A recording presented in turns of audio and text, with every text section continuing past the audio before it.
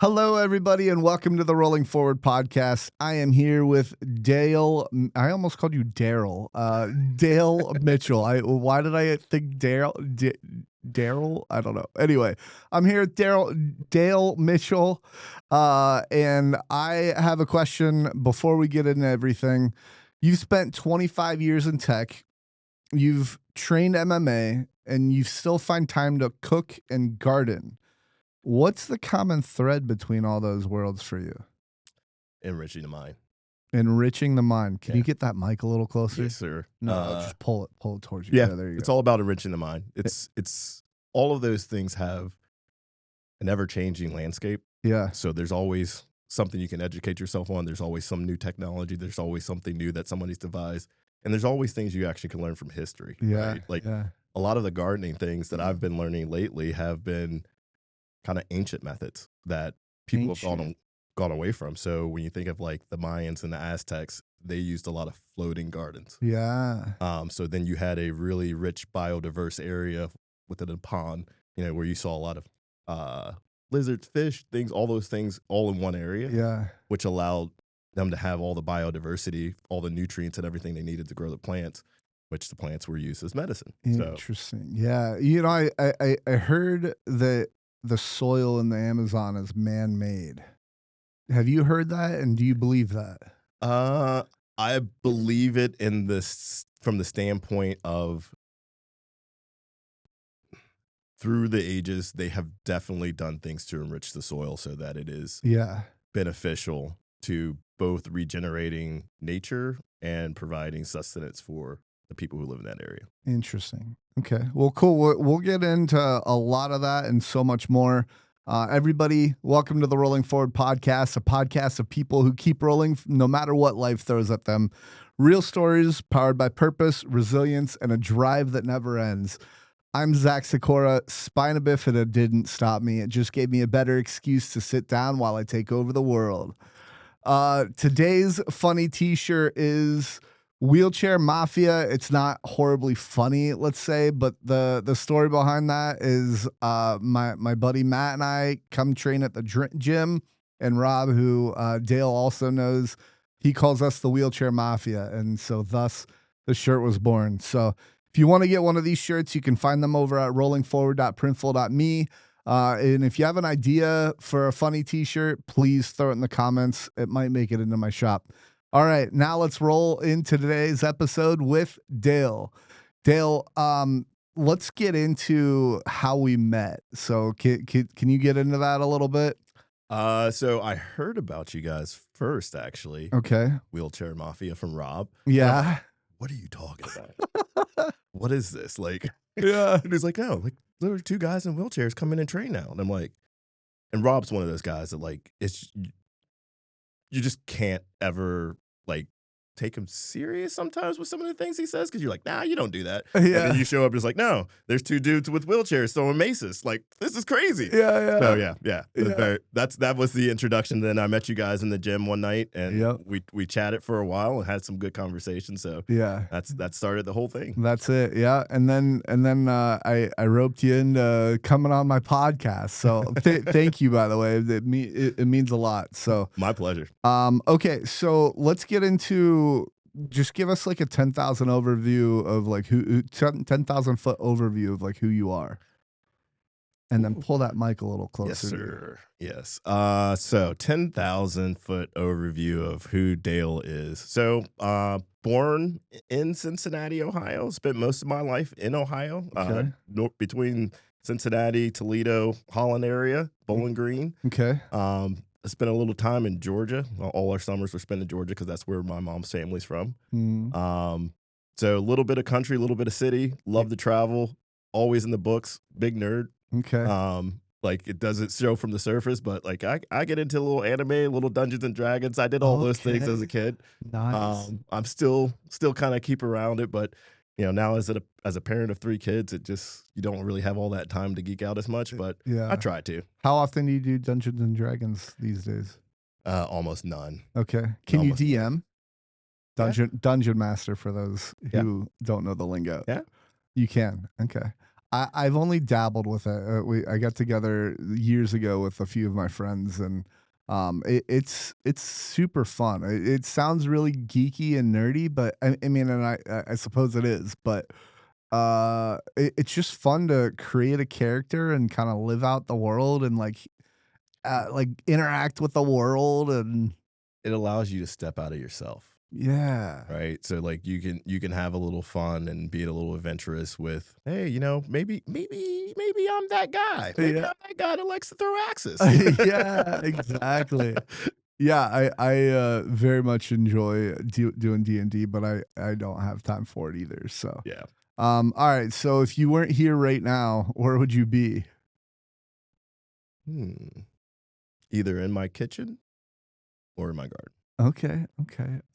I kind of half expected a more sarcastic answer of like I'd be out there with the guys that are training right now. So I already did my bit. yeah, So okay, okay, okay. Okay, so then going to at the gym, do you have like a random story that sticks out in your head, like either funny or maybe an injury story or yeah, I got a couple actually. So I started training with Rob just point the mic up a little bit more? Yeah, there you probably go. right after Perfect. we were released from quarantine. Okay. And I had only taken like one taekwondo class in my life, Yeah. and that was in the basement of the church I went to as a kid. Right. Okay. So I didn't really know much. I'm big into boxing, so I knew a lot about boxing. Grew up watching boxing with my dad and grandfather. Mhm. But like mixed martial arts was kind of like a new thing. Like I liked it in the beginning. It was very different because you see like guys from different forms of martial arts come and fight each other. And you're just like, Yeah. there's no way that guy's gonna take him out. Yeah. And it became quite surprising. So fast forward to I'm 30 something years old, and You don't look it. yeah, No, I'm now just kidding. I'm 40 something. So, There you go. but yeah, just I needed something to kind of break the misery Uh, of illness, yeah. right? And Mhm. I had a lot of anger, Mm, just because with dealing with a disease that's not very well studied yeah. from a medical profession standpoint, and not getting a lot of answers, it was very difficult to understand like how am I going to get better. Yeah. Um, and I needed an outlet. Mm. So my wife actually has known Rob for a very, very long time. Oh, And okay. that is where the introduction came in. Cool. So we started training, and I think this was probably like 3 or 4 weeks into training. Rob hands me a mace, Okay. I and love he's the mace. like, "You're gonna take this thing, you know, put it in this hand, toss it over your head. You're gonna do 360." Yeah. And I'm like, "No, I'm not." Did you not listen to the story I told you about how this hurts, and this hurts? And he's like, just give it a try. Just give it a try. So I picked this thing up, and I would say it was disastrous at first. Okay. Definitely hit myself in the back, hit myself in the head. Yeah. Um, but then it became a thing where I'm like, oh no, oh, this makes me feel a lot better. It's moving things that I haven't been moving in a while. Yeah. So I got a hold of it, and then Rob's like, you need to increase in weight, so we need to get some heavier maces. So Yeah. I was like, I'll order those and I'll Uh-huh. bring them to the gym. Yeah. So I bought a 25-pound and a 30-pound mace Okay. for us to use at the gym. And I kid you not, it took me 45 minutes to carry it in from my car one at a time. Oh. And just the other day, we were here, and Rob goes, take these two maces and carry them over there. They were the two maces that I bought, which took me 45 minutes to carry into a building. I can walk them all over the place now. So, Oh, that's so awesome. like it's funny where you're just like, I'll never be able to do that in your head, but then you kind of like take a step back and you're like, I'll try it. Let's Yeah. try it. And then you say, oh, I feel a little bit better. Also hurt a little bit, but sometimes pain is good. So Yeah. yeah, Yeah. so that was the first one, and then we got into striking. Oh, And so I started learning combinations, the stand and everything like that. And Rob tries to teach me Superman punch. okay. Okay. So Superman punch in the movies, you get way up in the air and you punch down. Yeah. That is not how it No. works. So Rob's like, yeah, you can do that all you want and get yourself kicked out of the air. Yeah, right. That was like one of the first things he's like, oh, I don't know what I'm gonna do with you. I actually don't know what Superman punch is. So it's almost like a switch step with a punch forward. Oh, right. Yeah. Okay. So it's just gives you a little bit extra power behind your punch. That explains Yeah. why I don't know what it is. Yeah. You know, being in a wheelchair and all, but That's yeah. all right. We're gonna figure out a wheelchair version of the Superman punch here. Yeah. You know, that's one of the things that I love about coming to this gym is everybody is so adaptable and like, hey, we can figure out another way of doing this. Yeah. Like in the stand, there's a lot of like ducks and stuff like that, and instead of doing a duck, which isn't horribly effective sitting down, we can just do like a block, right? And Joel actually mentioned that, and it was pretty cool. So, but yeah, okay, cool. Those are interesting stories. Rob was teaching us with the 10-pound how to throw the mace up and catch it in a way, and I was working on that, and I missed the catch, and Rob was faced away from me when this happened, and it just nailed my knee, and Rob was like, "What body part did you just hit?" Without turning around, he's just like, "Yep, that was not crown. That was not anything else. That was your body that you just hit, and that sounded awful." Yeah. So left me with a pretty nasty bruise for a while. Thankfully, that was it. But Yeah, I've thrown the mace a couple of times, not intentionally, yeah, and had it taken away. Like right. You're gonna have to. We're gonna work on that skill a little bit more before you Right. do that again. Right. Well, there's the you throw it up and then you catch it in your other hand kind of thing. I Yep. think that's the one that I was working on. What's the heaviest one that you can swing now? Now, just because I'm still babying the shoulder after surgery, I could swing a 30. Okay. But it's not a lot of swings. Before surgery though. Before surgery, I could swing to 35. Okay. Yeah. Okay. We don't have a 35 here. No. I've never swung one of those. I can barely do the 30 though. It took me a very long time to I get through bet. those heavier weights. Yeah. Matt and I were terrified because we don't have tipper bars of flipping over. Okay. So, but I mean, I can swing the 30 without flipping over. I've never, knock on wood, I've never flipped over yet. So, Nice. you know, well, I say that, and I'm gonna totally get a picture of me on the floor and send it to you because, hey, Dale, remember the podcast that we talked about this? Anyway, okay, when you're not working in tech, where are you most at peace? The kitchen, the gym, or the garden? The tie between the garden and the gym. Okay, yeah. Gym is for working out aggression for me. It is also part of a very big part of my life now from the standpoint of movement is important for me every day. With the sarcoidosis, it affects joints. So I get a lot of bone pain, a lot of joint pain. And I have learned that laying still does not help.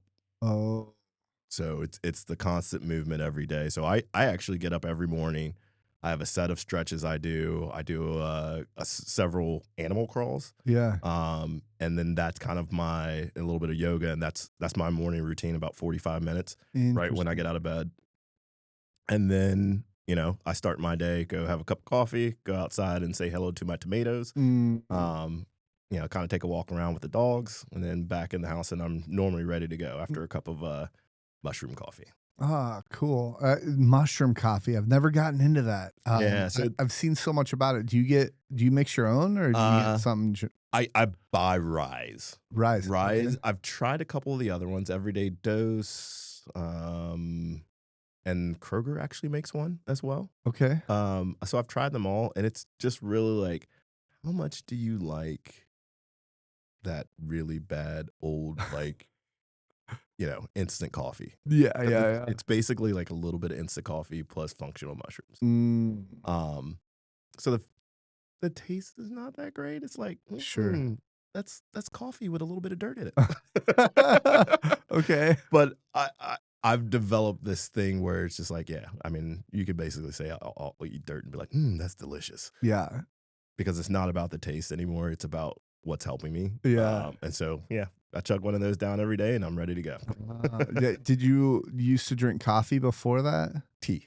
It's tea. I Okay. used to drink it. Well, yeah. So I was never really a coffee drinker, but I Okay. would like have a coffee here and there. I'm Yeah. more of like a day to day like black tea person, Yeah. green tea and things like that. Okay. And I've heard you can supplement like Rise with coffee Yeah. and be fine with there's caffeine in it? Yeah, there is caffeine Okay, in it. okay. Yep. Okay, interesting. Well, I've been thinking about it for a while, so maybe this will be my inspiration to pull Yeah, the trigger. it's so I will say because generally, you go to a coffee shop and you get like, here's a little bit of coffee, here's a whole bunch of sugar, and here's some dairy. Yeah. And I can't do dairy Mm, anymore. mm. So that's one of the things that like instantly throws me off about, like I'm driving along, I'm in the middle of nowhere, Ohio. I wonder if this gas station has almond milk. Yeah, yeah, yeah, And it's right. like, no, no, they don't. No. So I just, made that switch. And it's worked out well. Okay. I don't have the crash outs, Yeah. after like I had my double shot espresso and 45 minutes later, I'm like, Right, right. so yeah. Yeah, I just do black. Well, I do coffee and then I put like coconut milk in it. So Yeah. no sugar, no nothing. So anyway, Rise, give me a sponsorship There you for the go. podcast because we just mentioned you guys a whole lot. Anyway, okay, so let's get into Rob, which by the way, Rob has not come on my show yet.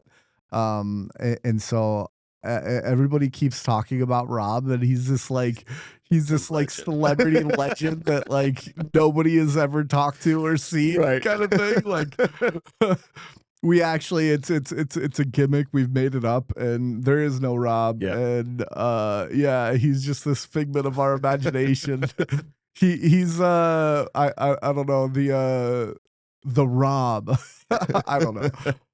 Okay, so you kind of dove into this a little bit, but you know Rob through your wife, Correct. and then you got into doing this with Rob. Yes. Anything else to share with how you know Rob and So it's kind of funny. So like I met Rob mm-hmm, previously mm-hmm. from the rave scene in Oh, Cincinnati. So I have a bunch of friends that are DJs and things like that and producers.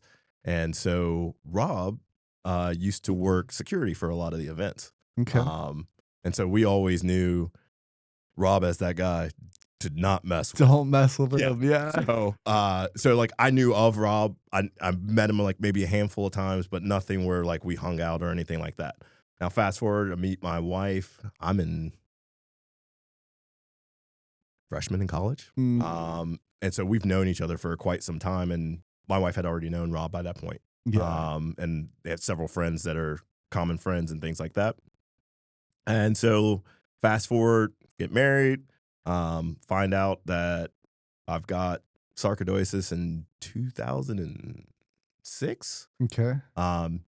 Nothing bad at that point. Just find out that that's what's wrong with me, and I've having a couple of like issues with fatigue and stuff like that. Yeah. And we can get into this probably later, but to where I had some time where I was just fully in bed. Mm. So hit the pandemic, and I had gone from 260 pounds down to about 130 in a year. Whoa.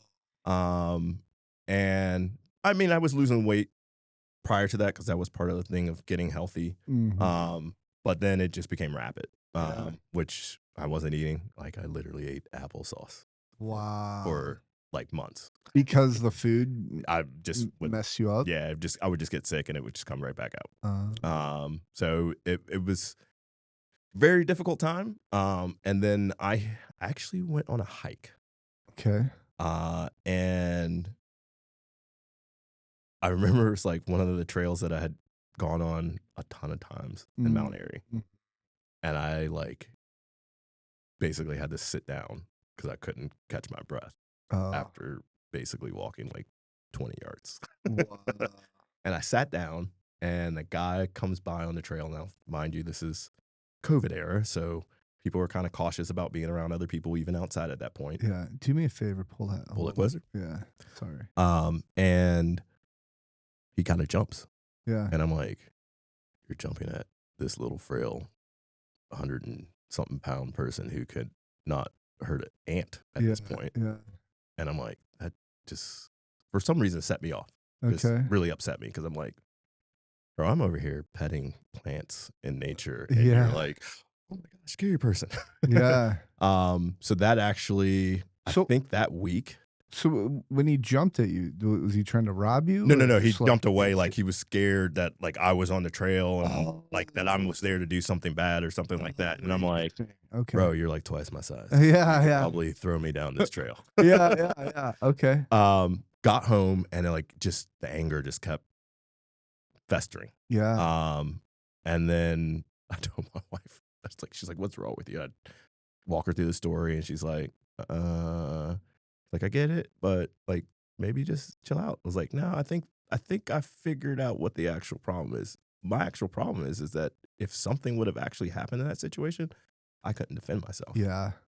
So it's like I think that's the core of my anger. Yeah. And my wife goes, I can fix that. Picks up her phone. It's like a text message. Next week on Monday, you're going to show up at this location and you're going to meet Rob and he's going to start training you. Nice. And so that kicked off the whole thing. I think I actually have a Facebook post of like me walking out that day, like with like glistening with sweat. And I'm like, yes, this is what I needed. Yes. And ever since then, like I started off at 2 times a week.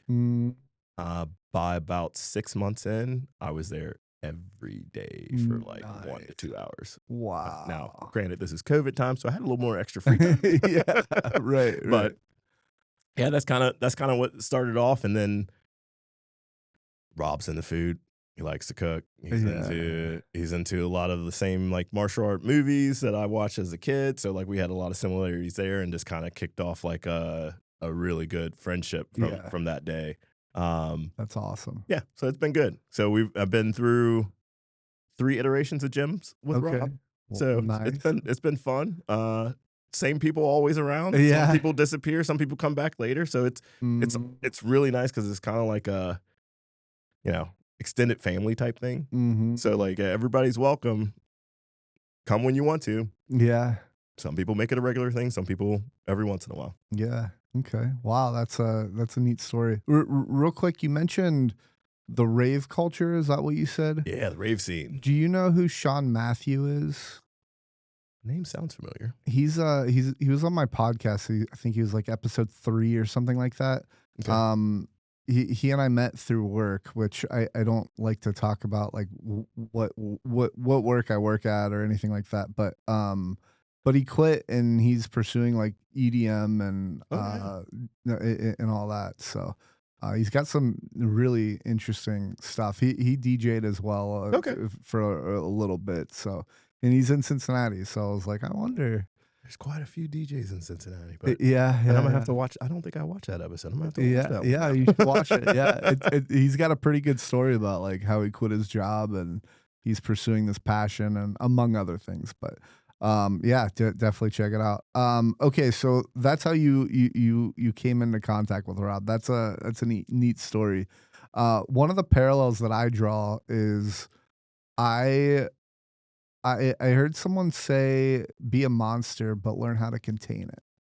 And and like you can be a peaceful human, but if someone comes at you and you can't defend yourself, then you're just weak. And it's like, whoa, like that really hit hard. So I was like, yeah, like I need to learn how to fight. Yeah. And do all that. So that was one of my motivations.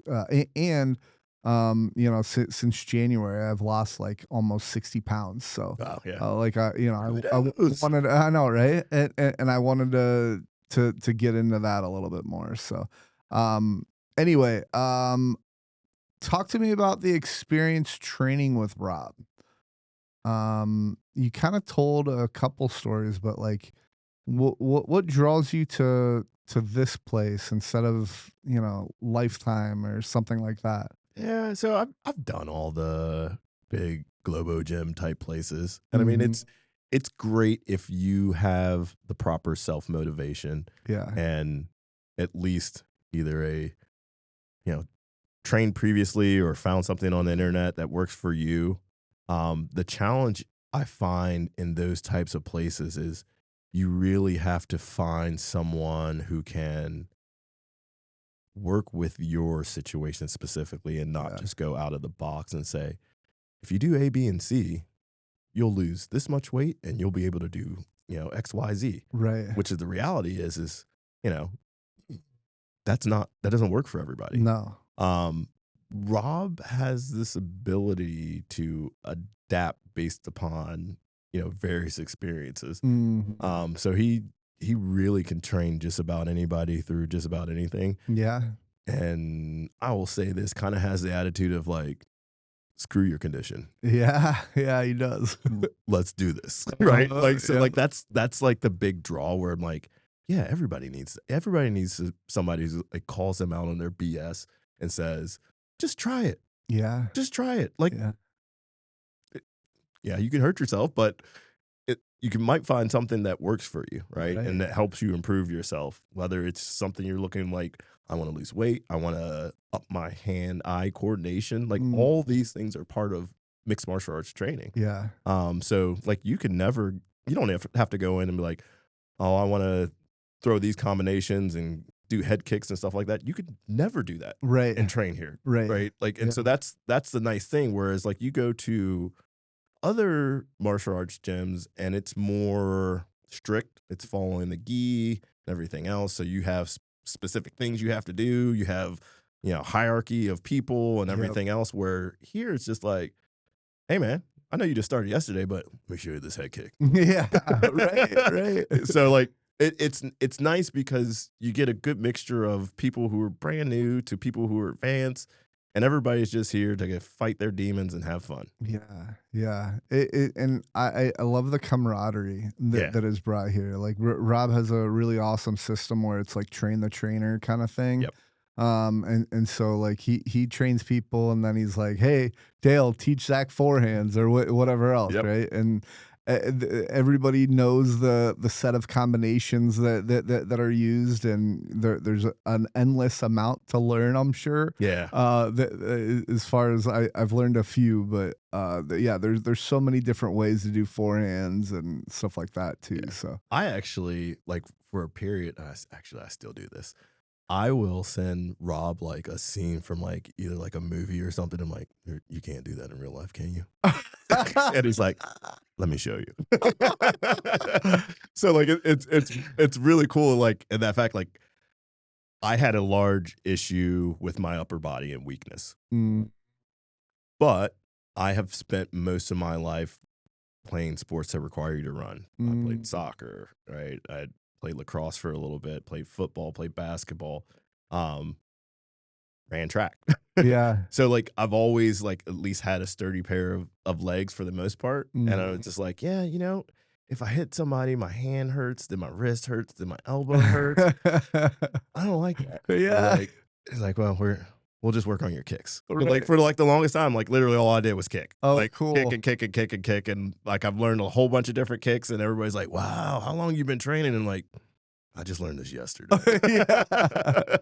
So Oh, neat. Okay. All right. So this is a loaded question. You can take this wherever you want. okay. What does Rob mean to you? Oh man. Rob is like my brother in search of peace. Mm, Um, there's always a lot of outside annoyances, challenges. Everybody has their own personal demons and everything else. mhm. But Rob is one of those people that the common goal is just like calm the beast, and be happy. Yeah. Right. So like I love people who have that kind of energy, Yeah. and that like I feel like that's what draws people to Rob. Right. Yeah. Yeah. It's just like, hey, you having a bad day? You can just show up here, get some food, do a little workout, whatever, and it's generally like, oh, I feel better. I Yeah. feel better. So Yeah. it's a little bit of therapy. Yeah. It So is. it's good. Yeah, that's awesome. Okay, what's something Rob saw in you early on that you didn't see in yourself? And I feel like we answered that with the mace thing already, but if you have a different answer, I can ask the next question too Yeah, if you want. no. Like I had fully convinced myself that like this is it. Yeah. You're gonna fall down a hill somewhere and you're just gonna hit your head on something and that's gonna be the end for you because Yeah. you're so weak that you're just right. And like Rob was, besides my lovely family, uh, Rob was one of the first people like outside of my, you know, inner circle to kind of be like, "Ah, you got this." Nice. No, no, like, dude, you were an athlete before, right? You can be an athlete again.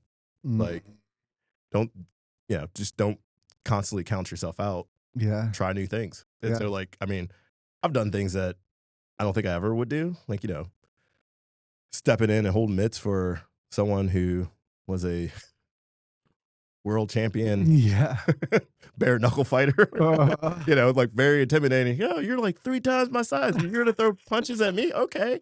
So like the ability to convince me to do something like that, yeah. right? Like where I'm just like, I'll share this one story. Yeah, First please. first time, so I was talking about Tony Johnson. First time I met Tony, he comes to the gym and Rob's like gives me this whole like walk down. It's like, so when fighters show up at the gym, they're kind of the top dogs. I'm like, Yeah. I understand that. Yeah, yeah. They're there to get their livelihood on. And so I'm there training and working out and everything else. And like Tony shows up. Right? He introduces us, and I'm like, man, this dude's huge. Like, I just watched one of his fights. I mean, he hit this dude like square on his chin, and he was just off his feet. Like, he had to hit hard. Yeah. And Tony's getting warmed up and everything, and I'm still like doing my little thing, kicking a bag and everything else. And then Tony like rips off his sweatshirt. He's like, I'm ready. And I shit you not. Sorry. It's all I right. took my gloves off, like put them around my neck, and like walked around the outer edge of the floor. Like, I'm gonna go sit down now.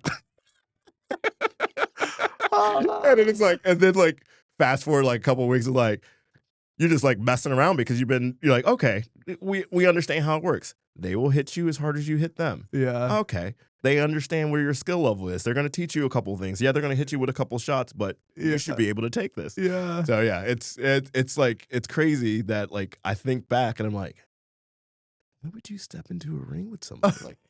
Right. Right. But you did it. Like, okay, cool. My Tony story is I saw him at the gym, and I was not in the fighting space Yeah. at all. I didn't pay attention to it on TV or anything like that, and I was introduced to him, and then like as I was leaving, I was like, "Hey, can you remind me your name again?" And and he gave me this like quick look, like just this quick facial expression of like, you seriously don't know who I am, and then just went like, oh yeah, it's Tony, and and I was like, oh, like he's a pretty famous guy in this world, so it was kind of yeah. Anyway, okay, cool. What about like any moments with Rob that either hit different, was funny or interesting story? And any other stories around Rob that come to mind that are Man. worth sharing? Yeah, so I mean, I kind of talked about like the mental part of recovery and working out and everything else. And I used to, I think my workout time was like 7:15 in the morning, Wow. and I would show up sometimes like way earlier than that because on an average day I wake up anywhere between 2 a.m. and like 3:30. Okay. So I'm normally just up and at it. How many hours of sleep do you get a night? Not enough. Okay. Generally 6 to 8. Oh, And okay. it's normally on the lower side of like closer to 6. Okay. Some nights it's like 4. Okay. It Dang. just kind of depends. Yeah. That's kind of part of it. Like I told myself through all of this, the one thing that I absolutely could not do, and is like pain pills. Mm, Like that's sort of an option. Like, but I just can't. Like I just don't deal with them well. yeah. Like I'm like that kid at the dentist office after like having a teeth pulled, and they're like, I love everybody. I just like it's just like I turn to like a soppy mess. Like it's just not good. And then the Yeah. aftermath, it just messes with my body. Ah. So, I kind of have learned to like move through pain. Okay. I also use a little bit of Mary Jane to help out with that and a little CBD. Sure. But yeah, so one day I get up and I must have gotten to the gym at like 6:30 in the morning. And Okay. I'm having just a day where like mentally I'm mad, happy, sad, like all these things. And I'm like, I don't know why. I don't know why. So I go to the gym and I'm like, let's just get some yoga on, listen to some calming music. Mm, And for whatever reason that day, like I couldn't find anything but opera. mm. So I'm blasting opera at like 7 in the morning. Rob rolls into the gym and I'm like downward dog in the middle of the floor. And he's just like, sir, sir. And I'm like, he's like, I know you listen to a lot of stuff, but opera and yoga? Yeah. We had a good laugh about that one. I think that story still comes up every once in a while. That's hysterical. Oh man, I love it. I can't say I've ever worked out or done anything with yoga or with opera, so that's interesting. Okay, let's get into the theme podcast question Okay. of what keeps you rolling forward. Family. Mm. Family, I think first. I always so I grew up child of a school teacher, Oh, okay. which means I went to summer school every year Whoa. until I was in high school, Whoa. whether I needed to or not. Whoa. Most of the times I did not need to. Um, but that's what it was. So it was always about education for me growing up. Whether my friends were out playing Mario Kart or, you know, kickball or something like that, it was like, I'm sorry guys, I gotta go to the library and read a book. Oh no. Right. It's like, but I mean, don't get me wrong. I had my fun still. Like I was able to go out. Like my thing when I was a kid was BMX. So like I went out with Oh, my fun. buddies. We rode bikes all the time. Um, but you know, it was always education was the forefront. So for me, it's family, opportunity for education, Mm, opportunity to educate other folks on things that you've learned that are useful. yeah. Um, and then like after that, it's my friends. Like Yeah. that's my extended family for the most part. I have a lot of friends, Mhm. but I don't have a lot of like inner circle friends. Okay. And my inner circle friends are the ones that kind of keep me going. Cool. Always there when you need them Mhm. through difficult situations. So a couple years ago, I lost my dad and my grandfather in a week apart from each other. Oh my gosh. Dad to cancer, and grandfather was elderly and had kidney disease. So just kind of went downhill, and it was a shock to have it happen at the same time, Yeah. right? So that was a very difficult period for me. And I spent a lot of time at the gym. Yeah. Spent a lot of time at the gym. That allowed me to get out like that little anger and aggression to be able to go and take care of them and say, "Hey guys, yeah, I know this sucks, but what can we do today? What Wow. will make your day better?" So Yeah. it's kind of that even that service of family and friends is important to me. Mm, wow, that's awesome. Sorry to hear that. That man, that's. We'll get into mental health in a little bit. I'm sure that Yeah. played a part Oh yeah. in it as well. Okay, so how has what keeps you rolling forward changed with like MMA and whatnot?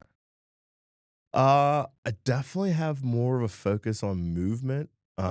Good. More focus on making sure that those around me are moving, Mhm. and then making sure those around me, from the things that I've learned, can defend themselves. Yeah. So all my kids have been to the gym. They come with me randomly. My wife has been. Um, I'm always like, when people are looking for something new to try, like, hey, I tried running, but my knees suck. Yeah. Like, hey, my knees suck too, and they will still hurt when you do this here, but this is a little bit more fun. You Yeah. get to learn some actual skills that might come in handy some point. Yeah, yeah, yeah.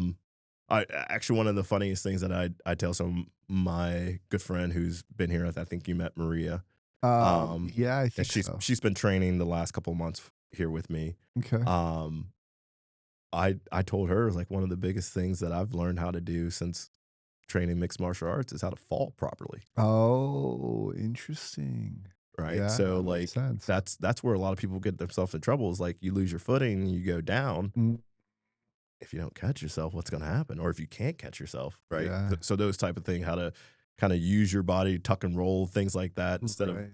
doing the thing that gets us all in trouble and putting our arms out and trying to brace, Right. right? So those are the kind of things, and the fact that the core is more important than anything else Yeah. through the body. So, like, your mind and your core is right, I think you'll be all right. Yeah, right, right. It's crazy how much core exercises that we do here. Yeah. It's pretty awesome, and like Matt's a higher injury, so he doesn't have all of his core, right? Right. And Yeah. so just trying to get different drills and stuff like that to adapt to those is pretty awesome. So, okay, what's one thing that helps you stay consistent through when life gets chaotic? Mm, spirituality. Mm, And I don't mean like religion necessarily. okay. Um, so I grew up in a Baptist church, Mhm. not Southern Baptist where it was strict, like, don't drink, don't look at people, read the Mhm. Bible only. Not like that, but it definitely has this Southern flair. Yeah. But it was more about fellowship Mhm. than anything else. Okay. Um, I've always been one. Yes, I do believe in God, but I've always been one to say that the church isn't the only tabernacle or community meeting place. There's any place can be that. Any place can be a church, and it doesn't have to necessarily be a denomination or anything like that. It's just more of believing in a higher being and Mm. believing in more than yourself. Mm. Um, so I think that's one of the things that kind of keeps me going. Where I'm more of like, I guess you kind of call me hippie-ish, Yeah. right? Like, I'm more of like the, you want to read a Bible verse? Let's take our shoes off and go stand in the grass and sit Mm. around and do it that way. Mm. Um, but I also have studied lots of other religions in Mm. school, out of school. There are little bits of other religions that will kind of help you figure out how to focus. Mm. That's one of my big problems is focus. Like, yeah, they didn't really have that ADD, ADHD when I was growing up. Yeah. You were just a bad kid that didn't pay Right. attention. Right. So like, I've learned a lot of things to kind of bring me back to paying attention, and a lot of that is meditation, Mm. mindfulness. Like, I do a thing every day where I do a breathing exercise after workouts. I do a Mm. breathing exercise after I do my morning routine. Cool. And those things kind of help clear the mind Mm. so that you can kind of focus on what you have to do for the Yeah. day. Yeah. Now I'm totally ADD, Yeah. and I'm just like, squirrel. So there's a lot of things in the practice of mixed martial arts where it's just like, no, you got to come back and focus, or you're going to get hit in the face. Yeah. Right. Right. So it's combining all those other things plus the things that I've learned growing up in church and other situations that like help shape my spirituality and help keep me focused. Yeah. And so just staying tied to that and making sure that's part of my daily practice Yeah. really helps me with continuing to move forward, because then I can free my mind and not be like, why does my back hurt again today? I didn't do Yeah. anything. Why does my back hurt again? Instead of having those thoughts constantly, I'm like, I wonder what there's a variety of tomato Mm. that's like purple and orange. Like I think about things like that because there's a lot of things that back to the horticulture world where it's like there's so many varieties of vegetables and plants that we don't ever see or may have Right. gone extinct or people don't grow a lot because they're, you know, more difficult to grow than the things that have been proven and disease free and all the other things that they do to our food. Yeah. Yeah. Right. So like you know, that's just one of those things that like once I have that freedom in my mind, I can just take on any challenge. Yeah. That's awesome. Okay, cool. Let's see. What's one of the most meaningful pieces of advice you've ever received? This one I do. I get asked this one quite a bit. Say that one more time. I said I love this one. I get asked this one quite a bit. This actually comes up in a lot of conversations when I'm at work. Yeah. Because that's like one of those interview questions where it's like, hey, let's see if you know yourself. Yeah. Okay, okay. Oh man. So I had a professor for it was for a business class. I can't remember the actual name of the class. But he was like, you know, a lot of people like to get into rooms and try to prove themselves as the smartest person in the room without knowing Mm, everybody's background. The best thing you can do in a new situation is shut up. mm, So, generally, when I walk into anything new where it's like I've not been there before or there's new people, I kind of just kind of sit in the back, like I introduce myself, kind of like joke around a little bit, and then I go off and do my thing. In reality, I'm just kind of taking a step back and like, what's everybody's vibe? What's going on? What's everybody into? Like, you interesting. know, and then I can engage after that. Yeah. Because if you go in and you're just like, you're all stupid, I'm the best, you're not going to get anywhere. You're Mhm. typically going to get yourself not liked. Yeah, right. Or you're not going to be helpful in a team situation. Mm, So for me, it's like, yeah, getting in a room and listening is like the best thing, mm, at least for me.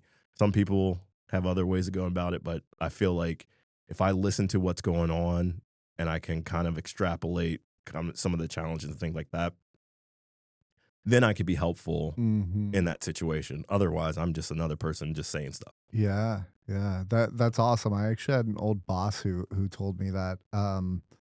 It was a different, a little bit different of a twist of something like wait to talk to, until you get until everybody else in the room speaks or something along those lines. I don't know exactly how it was worded, but you also when you're the last to speak or one of the last people to speak up in a room, you actually sound more intelligent Yeah. as well in a way. But anyway, it was I just drew that parallel. That was interesting. Um, okay, yeah, I like that. Do you have any quotes that you like? No, I think I make up most of the quotes that I try Do you? to. What? No, I like. I'm trying to think. Like I do have some, but like I will say this: Yeah, the majority of time, the things that float around my head that are quotes are yeah, from movies. yeah, yeah. Matt and I used to love Scrubs, Oh and unfortunately, I can't get into it anymore. But like when we were in college, we loved Scrubs, and the amount of times we quote that movie or that show is just unbelievable. And the other funny thing is, I don't know if you do this, but I'll still say quotes to people, even if they don't know what the reference is, yes, and it makes me chuckle. yes, It's just yes, like yes. Yeah, I well, like so as you age in this world, and you realize that like that 20-year-old has no clue what I'm talking about. So, exactly. yeah. Yeah. Okay, let's get into a little bit of MMA and mindset. Actually, a lot of the stuff I've already answered. Let's see. Um, How do you balance? Well, I think that's been answered too. Hold on, there's several questions I have here. Um. Oh. Uh, with you and being in IT, um, what lessons have you taken from MMA and put it into your work, Mm. if any? It has taught me when you're in a difficult situation. So call it in IT. I'm in operations, so I deal with a lot of outages. Yeah, People get mad when their stuff doesn't work, I right? bet. Yeah. So they'd like to talk to you sideways. Mhm. Um, Old Dale is like, "Do you want to go outside? We can go outside if you want to talk Mhm. to me like that." Mhm. Or I would just talk back in the same tone, right? Yeah. Yeah. Yeah. Which doesn't help No. anything, No. right? So I have learned to kind of stay on the defensive Mm. without throwing a punch. Yeah. Right. So it's like, oh, you wanna be rude and throw little nasty grams at me. Blocked, blocked, blocked. Yeah. Oh. So what's the challenge here? And what have we done? So can we talk about this? So when did this start? Mm. What actually can't you do? So Mm. I can calmly deal with high stress situations because that is part of, like, hey, you don't just walk up and punch somebody in the face because you've been training R- martial arts. Right. If you feel threatened and they physically touch you, that's when you defend yourself, right? Yeah. And so I kind of take that same mindset where it's just like, hey, they're not hitting you. Right. They're mad at those demons that took away their ability to do their jobs. Right. So let's deflect the punches over to the demons for them. Yeah. And then let's try to get them on the straight and narrow, focused Well, I love that. on the task at hand. Yeah. Right. So like that helps me. Like, don't get me wrong. There are still some days where it's like, Dale's on 4 hours of sleep. And nope, that's the fourth time you've done that today. Yeah. Right. Yeah. But then it has to bring me back down to my lesson of settle that down, calm the Mhm. beast, and let's act proper in society here. Are you on the phone all day with customers, or do you have some time away? So my customers are They're what? internal customers, They're other IT oh, teams. okay, okay. So yeah, so it's just like, bro, we do the same thing. Mm, Do I yell at you about your job? really? So you have internal people yelling at you that are also in IT? Yeah, yeah. Wow. And That doesn't compute for me. and then so very nice. Oh, I love. I did not even mean to make that reference. That was awesome. I wish I could say I planned it. Oh man. Oh my gosh. Uh, so and it's funny. So in IT, you assume like everybody went to like engineering school or went and got some sort of IT certification, and when you get to start interviewing and become like a people leader or manager or something like that, and you're interviewing people for roles, Yeah. you get to read the resumes of people you work with, right? Yeah. And you're like, communications, but you don't communicate very well.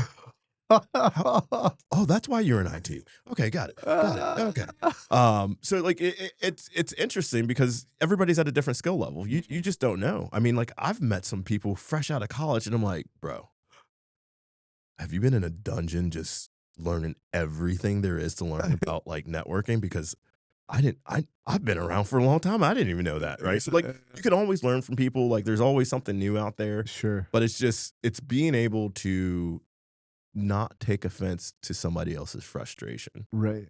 and then turn it around and say, "Hey, you know what, buddy? Let's you and I go get some milk after this. Yeah. Yeah. Like we work for the same place. We got the same goal. So Yeah. let's stay on that path instead of the path of anger." Yeah. So like I I think I've become a little bit known for that at work. So like they will throw me into like crappy situations. Oh. They're like, it's Friday, 4:30. The shop floor can't print. And I'm like, actually, on my way to the gym, I guess I'm gonna turn around, get back to the desk. Okay, all right. What's the problem, guys? Yeah. What happened? When did it start? What have you ever seen the IT Crowd? Oh yeah, yeah, Oh, oh yeah, man, oh I yeah, love that yeah. show. Yeah. It's for those that don't know, it's this obscure comedy that's like a season or two long, and no, maybe it's more than 2 seasons. I don't know. Yeah, they had a nice little run. But it's so it's so funny. And it's funny because as you move through various roles in IT, like from Yeah. like help desk to like, architect or Yeah. network engineer or whatever, all those things continue to happen to you on that Right, show. Like right, all those, it's like, did you plug it in? Is it plugged in? right, No? right. Maybe do that. They answer the phone. Hi, this is Zach. Did you try turning it off and back on again? And I will say this, that is still like the number one thing. Like, hey, Yeah, let's just try turn it off, turn it back on. yeah, Maybe that'll yeah. work. You know what's hysterical is like just from knowing IT, and I mean, I'm not in that world, but like just from knowing that, it's like, all right, this computer's not working, or this whatever electronic device isn't working. Let me try turning it off and turning it back on. It's like it baffles me that people still ask that, like still need that done to their work. So I will say this one thing. I still get asked so many times where it's like somebody finds out I work in IT and they're like, I've got this problem. Yeah. And I'm like, do you have a smartphone? Yeah, you do? So let's do this. Open Google. Open Google. Yeah. Because this is what 90% of IT is. Yeah, exactly. Right. Yeah, Matt's a programmer, and he gets computer questions all the time, and he goes, "Bro, Bro, I'm not that person. He's like, in I IT. develop, I man. don't I know what develop. computers are." Like, This is not my thing. Like, if your screen's broke, get a new one. I don't know. yeah, exactly. Like, no, I can't do that. Like, it drives them nuts that people assume that. So, okay, so going back to gym life. This is an interesting question. If you could bring one MMA value, are you good with talking about the company you work for, or you want me to leave that out? Yeah, we go ahead. Okay. If you could bring one MMA value into GE's culture, what would it be? We would spar employees. Spar employees. That's so cool. Yeah, that'd be like the lunchtime activity. Put down mats in the HR would cafeteria. never allow that. No, they wouldn't. No.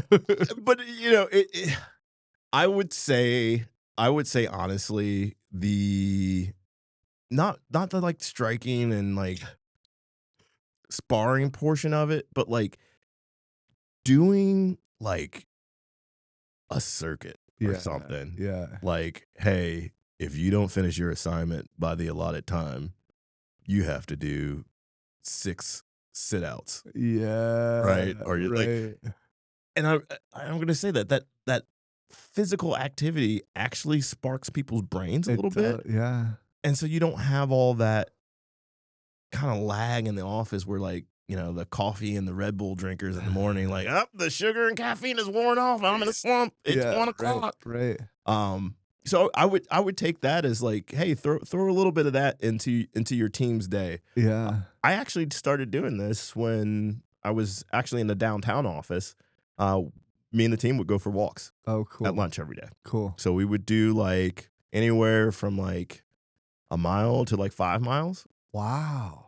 Depending on like how much time we had, obviously, and what we had going on. But I would use like our team meetings for that. Yeah. Anybody who was in like the Cincinnati office at that time, like, hey guys, we're gonna step out and we're gonna do it outside. Yeah. Local team meeting. Yeah. And we would just like walk around the parks. You had all the lovely parks right now along the river. Yeah. We'd do that, and then you actually have some like little workout spaces in those parks too. So like at one point, like I'm doing like pull-ups and stuff, and the team's like looking at me like, this dude's I don't know.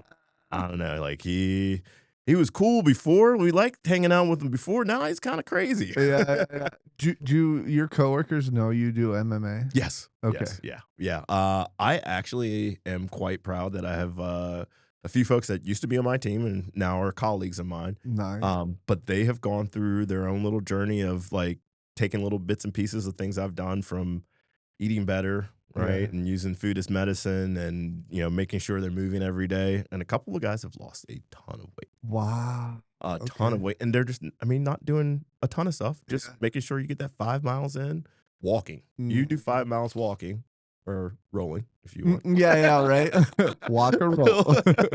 Um, Hopping for yeah, those that with one leg. yeah.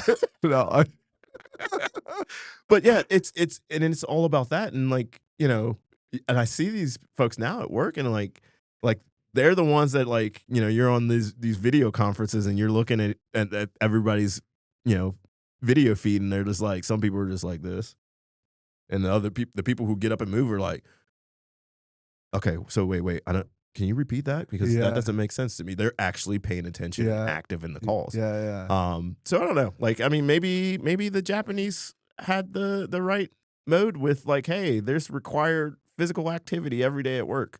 That's so awesome. I feel like that would be, like, illegal or something like Yeah, oh, that to totally, no, require, totally, totally. which I'm is pretty, yeah, unfortunate, but, like, yeah. that's But I mean, pretty cool. I think and it's weird because people do it anyway, Yeah. right? They do it on their own. So, Yeah. like, why not make it a team bonding thing for, maybe one activity or one day a week or something like that. Yeah, yeah. So Someone's gonna be like, I'm disabled and I can't do that," and then we'll it's like, stick Rob on yeah, them let me like, let me introduce you to Rob. "Yeah, yeah, yeah, right." Right, like, "We can figure it out no matter what your Yeah. disability is, Yeah. okay?" Yeah, I mean, like, and that's, I mean, that's the crazy thing I love about here. Like, um, you know, got you guys. Mhm. We've got people who show up who've got rods.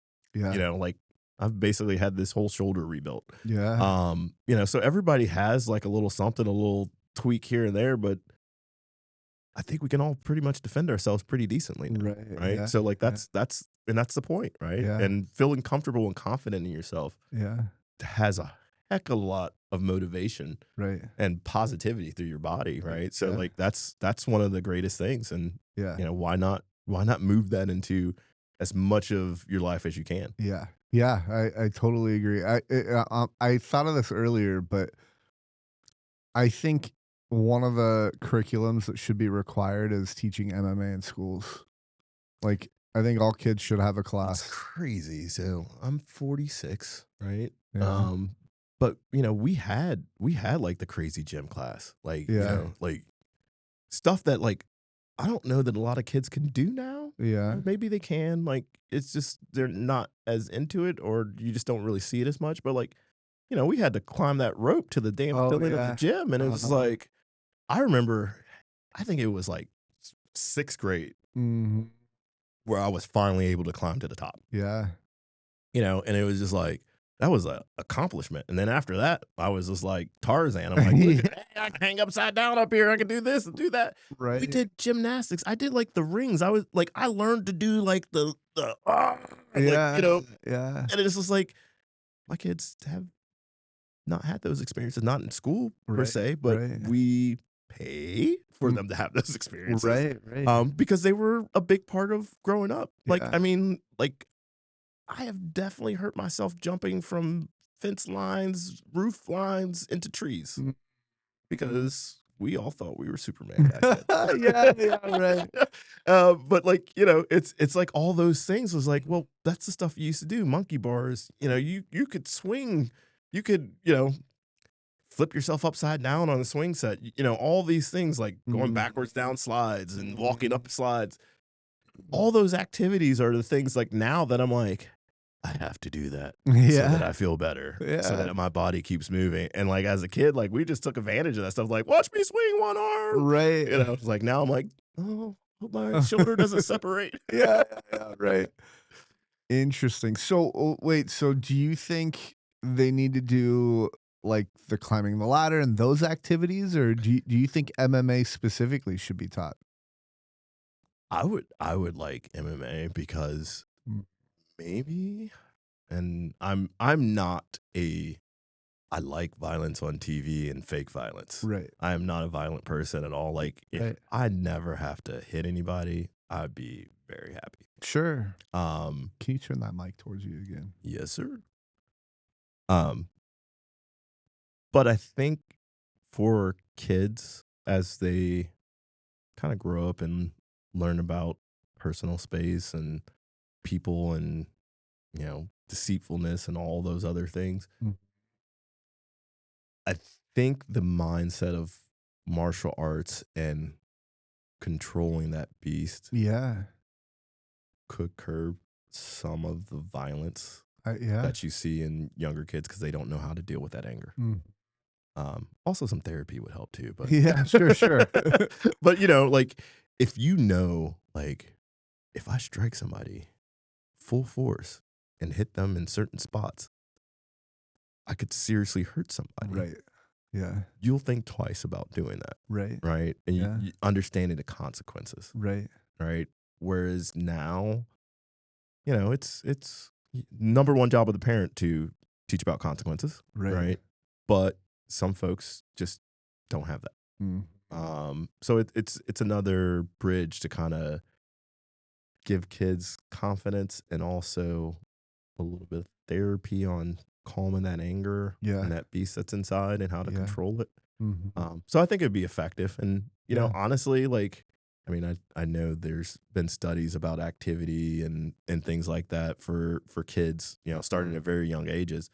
So again, that could be something that once, you know, that hand-eye coordination is there, that you start teaching those bits. I mean, we Right. see kids here, Right. right? Yeah. And these kids, Oh my man, gosh. Yeah. man, I would not want to be in a dark alley with some of these kids. Yeah, you would not want to get hit in the kicked in the face, or I'm just it's like, oh, how old are you? Why are you so angry? yeah, right. So, like, I think there's some advantages, and obviously there's some disadvantages, right? Because there's always people who are going to take things too far and play too much and do things that are going to hurt people. So yeah, again, you have to find the right program to fit within, you know, that education system. But I think Yeah.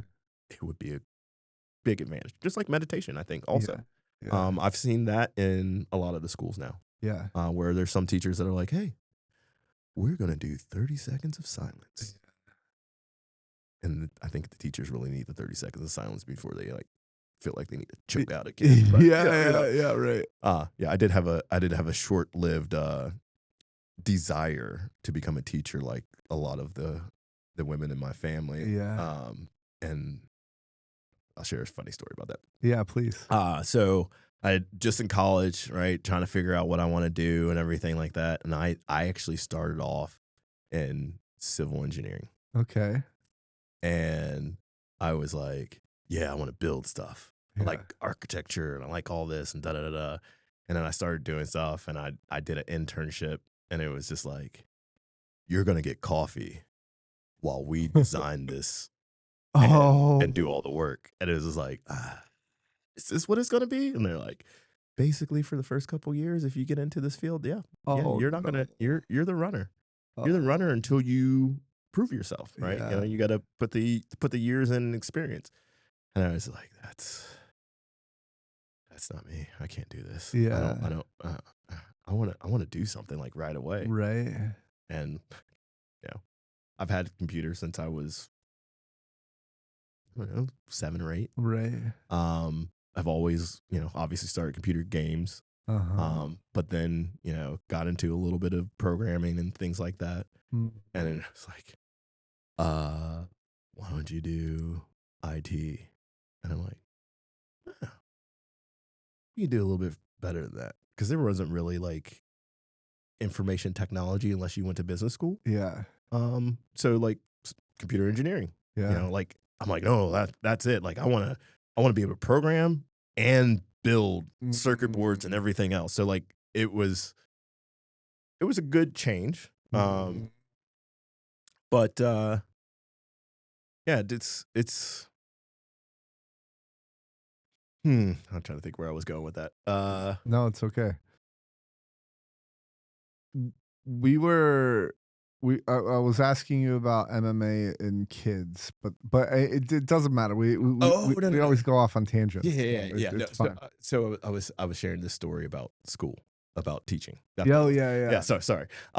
So I'm in college, switch over to computer engineering, and my grandmother is teaching, I believe it was like 5th grade. Okay. And she asked me to come and teach like a, here's a computer, teaching kids about computers and stuff like that. Like, Yeah. cool.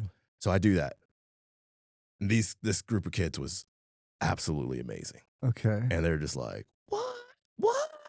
You can make it pop something up. You can make it talk back to you. Like, oh, this is crazy. Yeah. And I mean, like, I'm literally doing like a little DOS script where it's like, pop up and say hello world. Right. And they're like, oh, this is Yeah. crazy. And web design was really, really popular back then. So I just showed them how to like, put a picture onto a website and things like that. Cause that was crazy back then. Yeah. Fast forward to, I do the same thing at school my mom teaches at. Except for they asked me to do it for a week and for a couple different class levels of grades. End up with like these 6th graders or so. Okay. And they are just a whole nother beast of child in school that I'm used to. Yeah. Right. So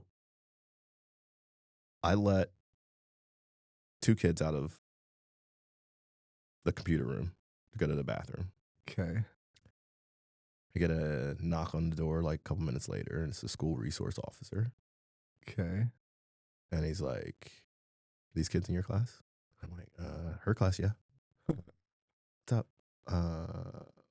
We found these kids in the bathroom making out. And I'm like, Oh.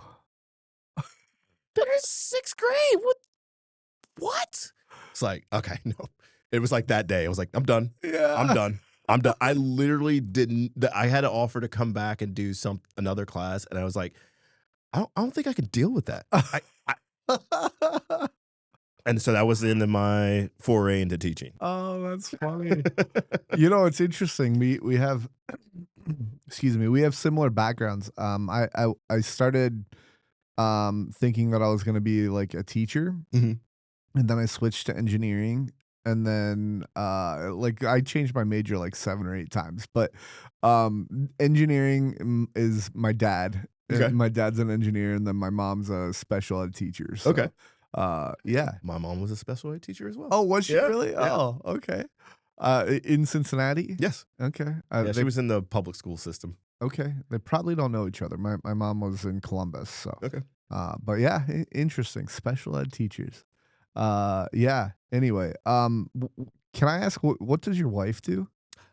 She is in the finance Okay. field, but Okay. she is like director of the finance services in the field. Okay. Interesting. So yeah, she does the things that I was like, you know what? I see an opportunity for me not to have to deal with people. She deals with more and more people like as she moves along in her career. Yeah. I made like the flip flop. I'm like, hey, you could come home angry and upset about all the things that people have said to you and not doing their jobs, where all I have to do is worry about myself. Yeah. Oh, that's funny.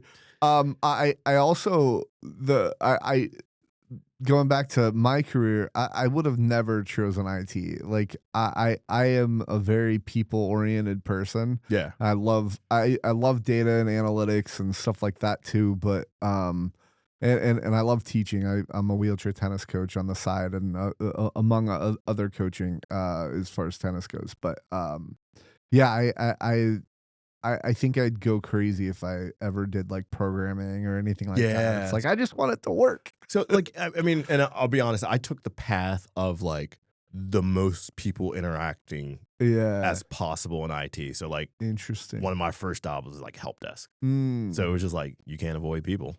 You Yeah. have to talk to them. You have to fix their problems. Yeah. And then I made sure that any role I took was like, you were definitely like, part 1, 2, or 3 of a team. Yeah. So you all had to work together. So you were always interacting. I Right. think it took like 10 years into my IT career before I was like, you know what? You got to prove yourself as yourself. And so that was like my first individual contributor role, Yeah. which like kind of sprung me forward into like people leading and everything else. They're like, he gets a little stuff done. He does pretty good work. So let's just throw some more stuff at him. Yeah. Yeah. That's Yeah. how it goes. Yeah. My first people leader manager role, I had 22 direct reports. Whoa. And I'm like, I thought, wait, I thought we were supposed to get like, 3 or 4 people to Yeah, start off. yeah. They just throwing me a They're like, "You team of can take 22 it." people. You can take it. Yeah, that was a stressful time. Correct me if I'm wrong, but I think you are a little bit more socially aware than the average IT employee. Yeah, yeah, Yeah, I yeah, am. Yeah, I I can say this, and I mean you can find it anywhere, but like IT people are generally probably like in a hole, and generally like if you just rude people, like they just say stuff off the wall, and you're like, hey, this is a global company. Not everybody feels that yeah, way. right. Yeah, And then you learn things over time too. Like you learn like, hey, even this like little abbreviation means something somewhere else, something different. right. So like let's not say that. Yeah, Let's figure out, hey guys, does this mean anything? We yeah, don't understand that. Okay, we won't use that slang word anymore then. Okay, cool. yeah, yeah. You know what's funny is I can't think of what they are at my company, but they're I feel like some IT people are like, We should name this program like, um, I don't know, totally intelligent technology," and they're like, the higher ups are like, "Yeah," and then when you look at the acronym, and they're like, "Ha, Uh-huh, gotcha." gotcha. That is always your goal. Yeah, IT is full of acronyms. You can make stuff as much as you can. So you just like, yeah, let's make it be tense. Let's make it tense. Or right, right. here was my greatest thing. We created a homegrown like security patching solution for like one of our more sensitive areas. So like it had to do a lot of things, and because it had to do all these things that were like generally thought of as like things hackers would do to piece something together, Oh. we called it HACS, hacks. That's great. Okay, okay. All right. So we've been talking about jokes. The next segment that I want to do is called Wheelie Bad Jokes. I love it. So, I all love it.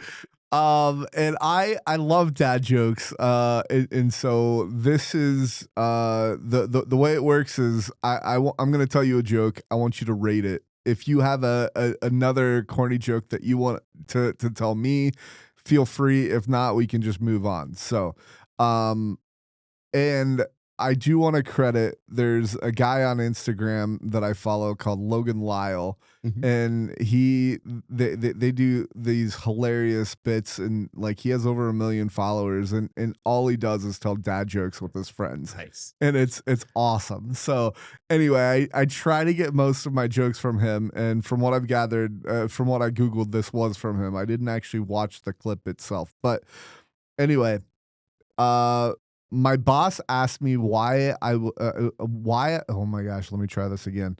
My boss asked me why I was late. I told him I was having computer problems. The boss asked, "Hard drive?"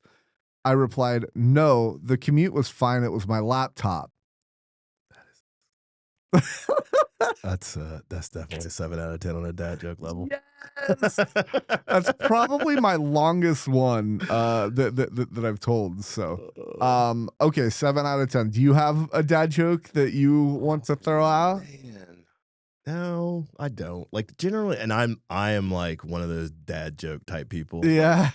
I will just share this one thing. I have a T-shirt that my wife got me that says, "I keep all my dad jokes in my database." Yes.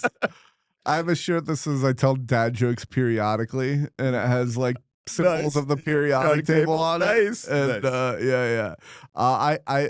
That's really like when I go out in public, like I'm wearing like a wheelchair pun. Like I've got a shirt that says rolling with the punches, and it's a guy in a I wheelchair with a boxing I bag. will tell you that like every time I see you, like I do make sure I pay attention to your T-shirt because at first, like when I first met you, I didn't really, and then like there was I can't remember leg day, the leg day Yes. shirt, and I'm like, I'm had been around you for like 20 to 30 minutes, and then I finally saw the shirt, and I'm like, oh my gosh.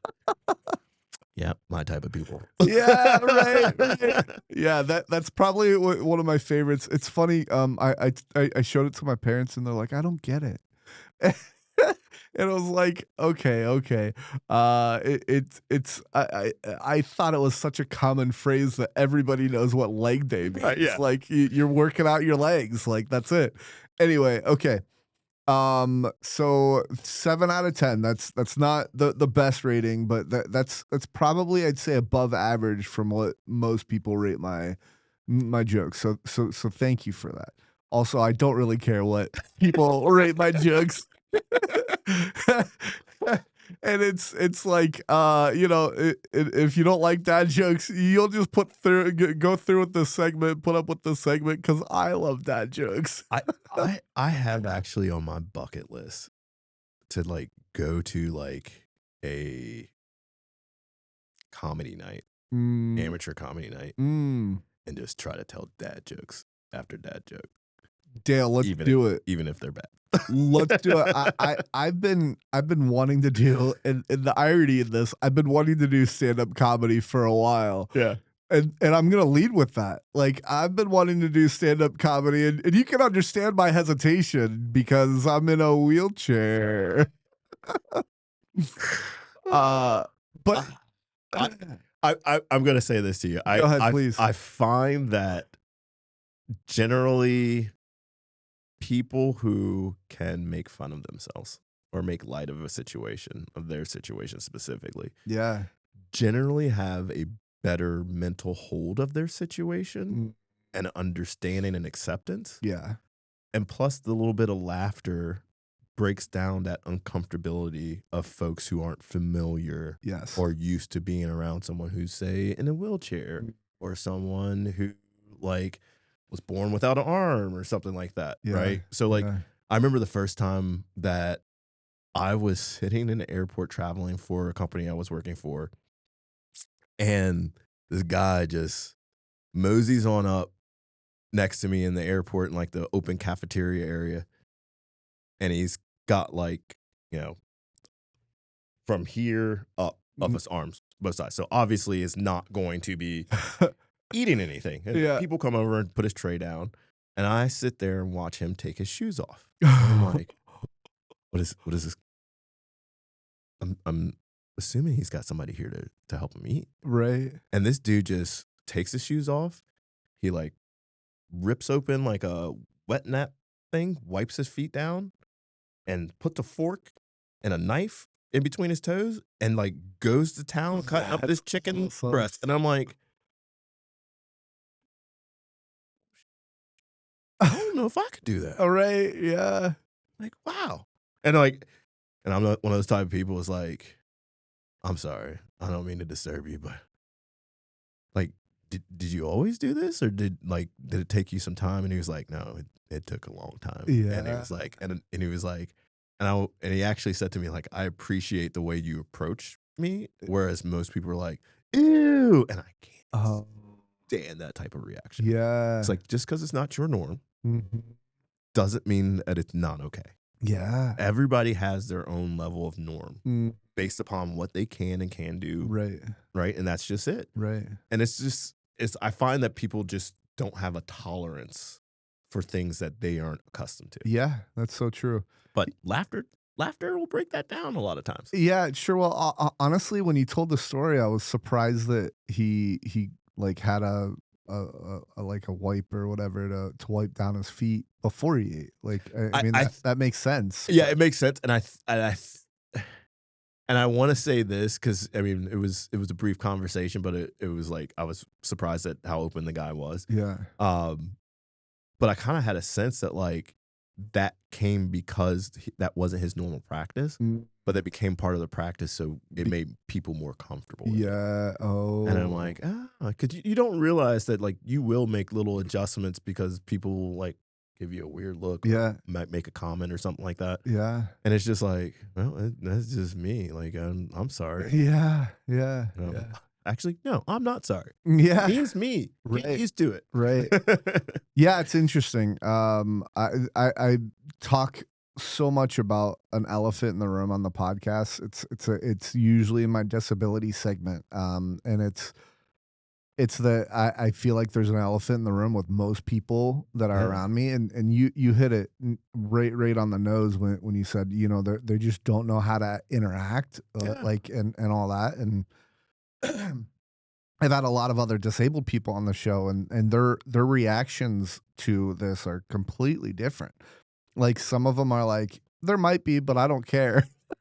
And it's like for me, um, I want to get rid of that elephant in the room as fast as possible and get Yeah. you as comfortable as possible with me. Yeah. And I'm such an extrovert, I guess, in that way, and I care deeply about my interactions with everybody. Yeah. And so, you know, someone asked me once if the jokes are a cope, and I don't think it's a cope. I think it's like finding humor. Like Yeah. it's just a good, healthy way of going about it, you Yeah. know? And Oh, I mean, I will say this as I mentioned earlier, like I love my Hollywood violence, right? mhm. And that's I mean, that's what I grew up. I grew up watching Bruce Lee and all these things, and Yeah. you know, Godzilla and all those type movies with my parents, and those were what my parents were into. Mom was more sci-fi. My dad was like, if they don't like chop somebody in the throat or shoot them, it's not a movie. So like, you know, I've always loved that because that's, you know, just kind of what I grew up into. Yeah. But, you know, it's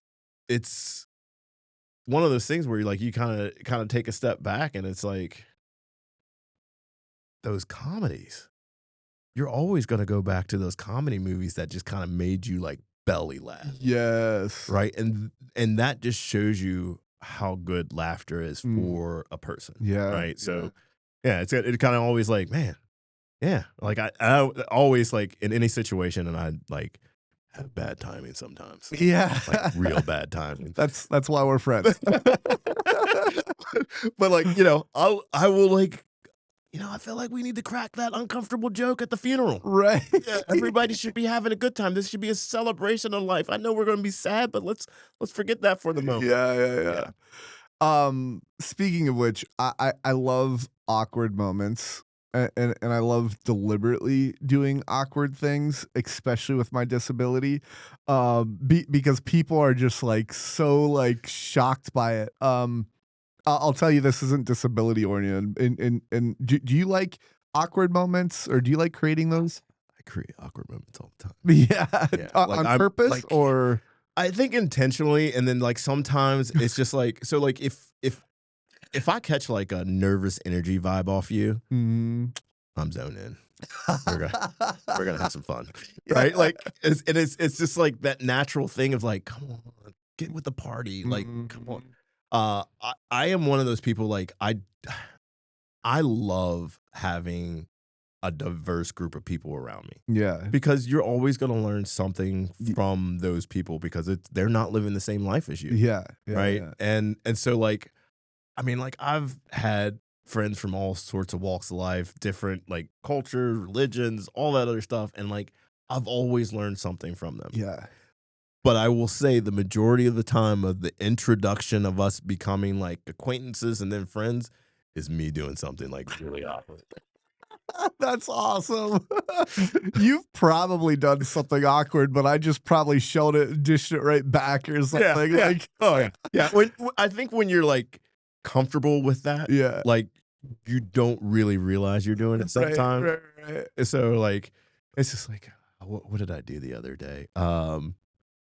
I was like sitting in the dark in like the dining room at our house, waiting for one of my kids to like sneak downstairs to get a snack, like when they should be in bed. Yeah. And like, lo and behold, here comes first kid walking down the steps, and I'm like, you know, put on like the deep Hollywood voice, and I'm like, you should have a piece of fruit or vegetable instead of those chips. And like, what are you doing sitting in the dark? You know, this is like for the next day, the two, they won't come downstairs to get a snack until like they like, you know, they're looking around the corner, checking and everything. And it's like, but why? Why do you do that to your kids? I'm like, you know, it's a little frightening every once in a while. Just kind of set them straight. That's great. I'm sure they do it back to you or Oh, try.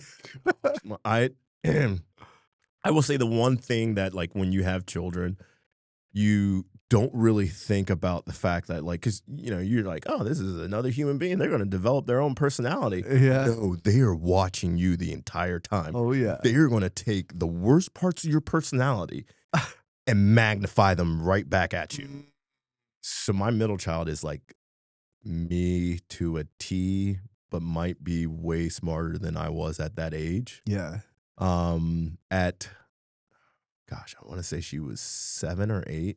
I carry 2 phones. Yeah. I gave her my personal phone, to watch YouTube or something like that. And the next thing I've noticed, I'm like on a work call, like sitting in a dance studio, and I'm getting like these email messages like, Dale Mitchell wants to be your friend on Snapchat. And I'm like, I'm already on Snapchat. Where is this coming from? And then I go into my email and it's like, please approve this account. And I'm like, this child has gotten into my email and is setting up other social accounts and making friends with me. gosh. And I'm like, she's a genius. We're gonna have to do something special with her. Wait, so how many kids do you have? I have 3. You have 3, and how old are they now? Oh, you're asking the difficult dad question. 15. And 13, what's your and anniversary? 12. I'm sorry. Say My that again. dude, I have the best reminder for my anniversary. Okay. So we got married in March. We were supposed to be married on the 8th of March. Okay. We had a blizzard, 23 inches of snow. Whoa. The city was shut down, airport shut down, so we had to move our wedding from Saturday to Sunday. Oh. Then 2 years later, my oldest was born on March 8th. Wow. So every year I get a reminder the day before my anniversary. Nice.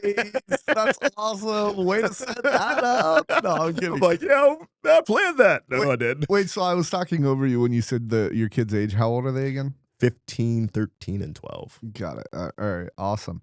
All right. So let's get into health and mental wellness. So the question is, can you walk us through your sarcoidosis? Very nicely done. It's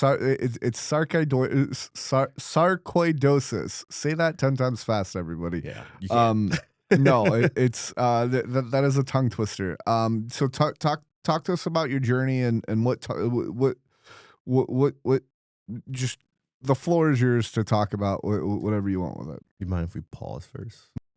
All right, we're back, everybody. All right, so I want to get into your health and mental wellness, and the question that I had for you is, walk us through your sarcoidosis. Yes. So I'm going to start with if you're an older person who's a fan of Hugh Laurie, you may have watched the show House and heard him say, like, episode after episode through their, I think, 7 or 8 seasons.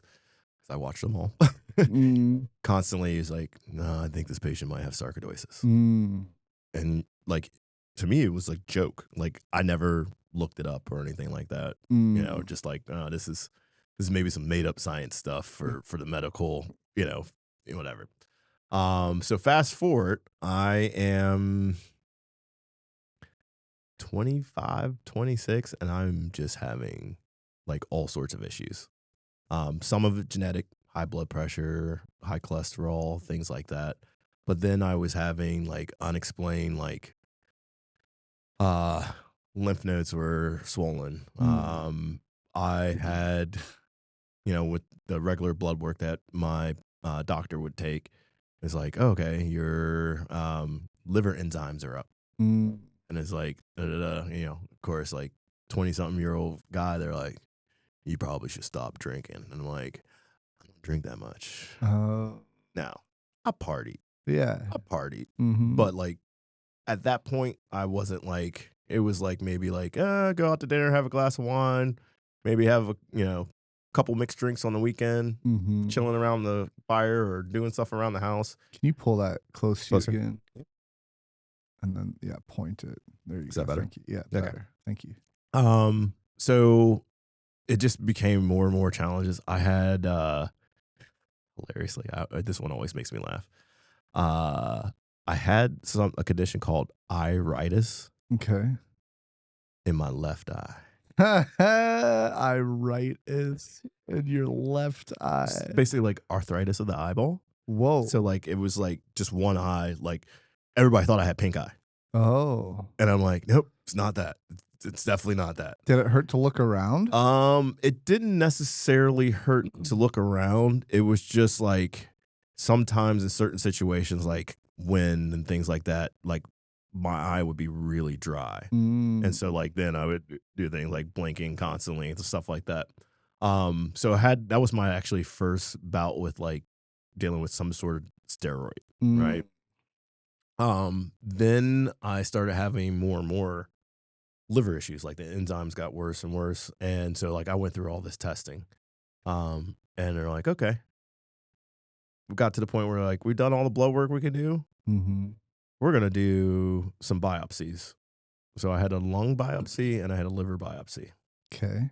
They found what they're called granulomas. But other than like randomly having like fatigue, the iritis thing, What's a granulomatous? granuloma is like it's like a growth, but it's non-cancerous. Granulomas. Okay. Yeah.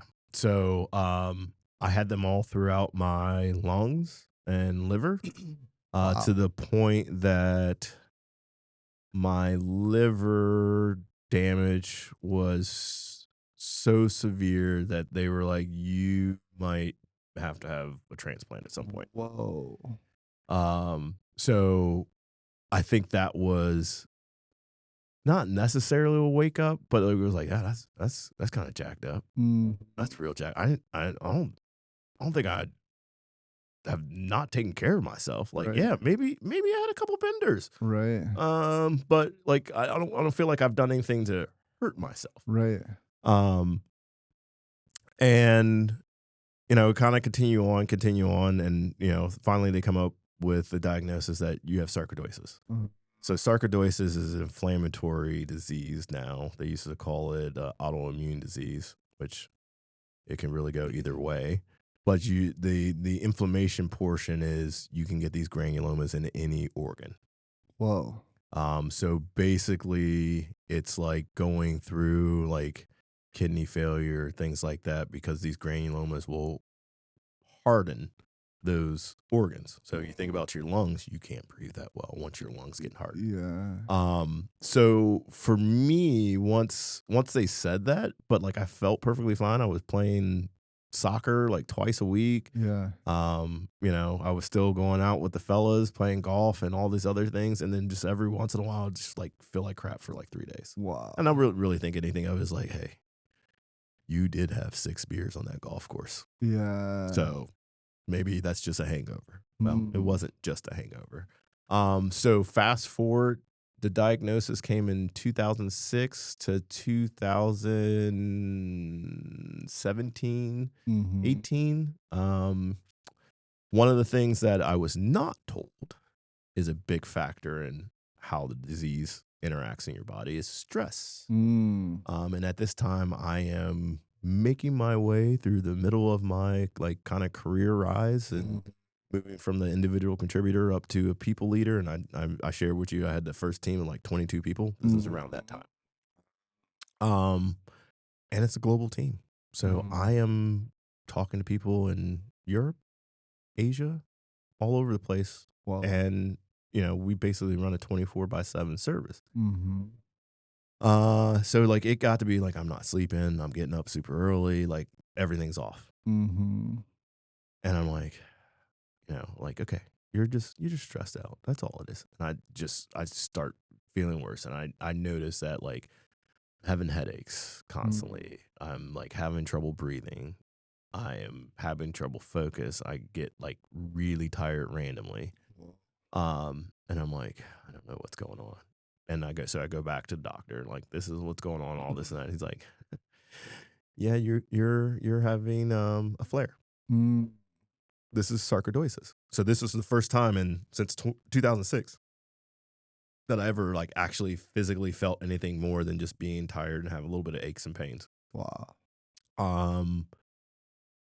I think I think this was probably like November-ish time where I start feeling like this. By time Christmas hits, Mm-hmm. I am probably coming home from work and going right to bed. Mm. I start skipping out on things. Like Mm-hmm. friends are like, "Hey, I'm in town. I'm gonna go to dinner." Like, normally I'm like the first person, like, "Let's go." Like, nope, can't.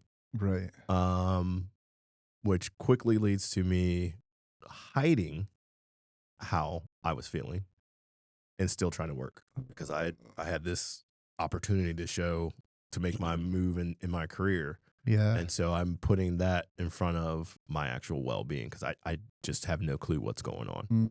Mm. That shortly puts me in bed for 6 months. And I Whoa. work the whole time. I worked probably like 6 hours a day. If anybody from GE sees this, I worked 8 hours a day. But yeah, so like, I spent a lot of time in bed, and then it got to the point where it was just like, I was missing a couple of meetings here and there. Oh. And so I was like, time out.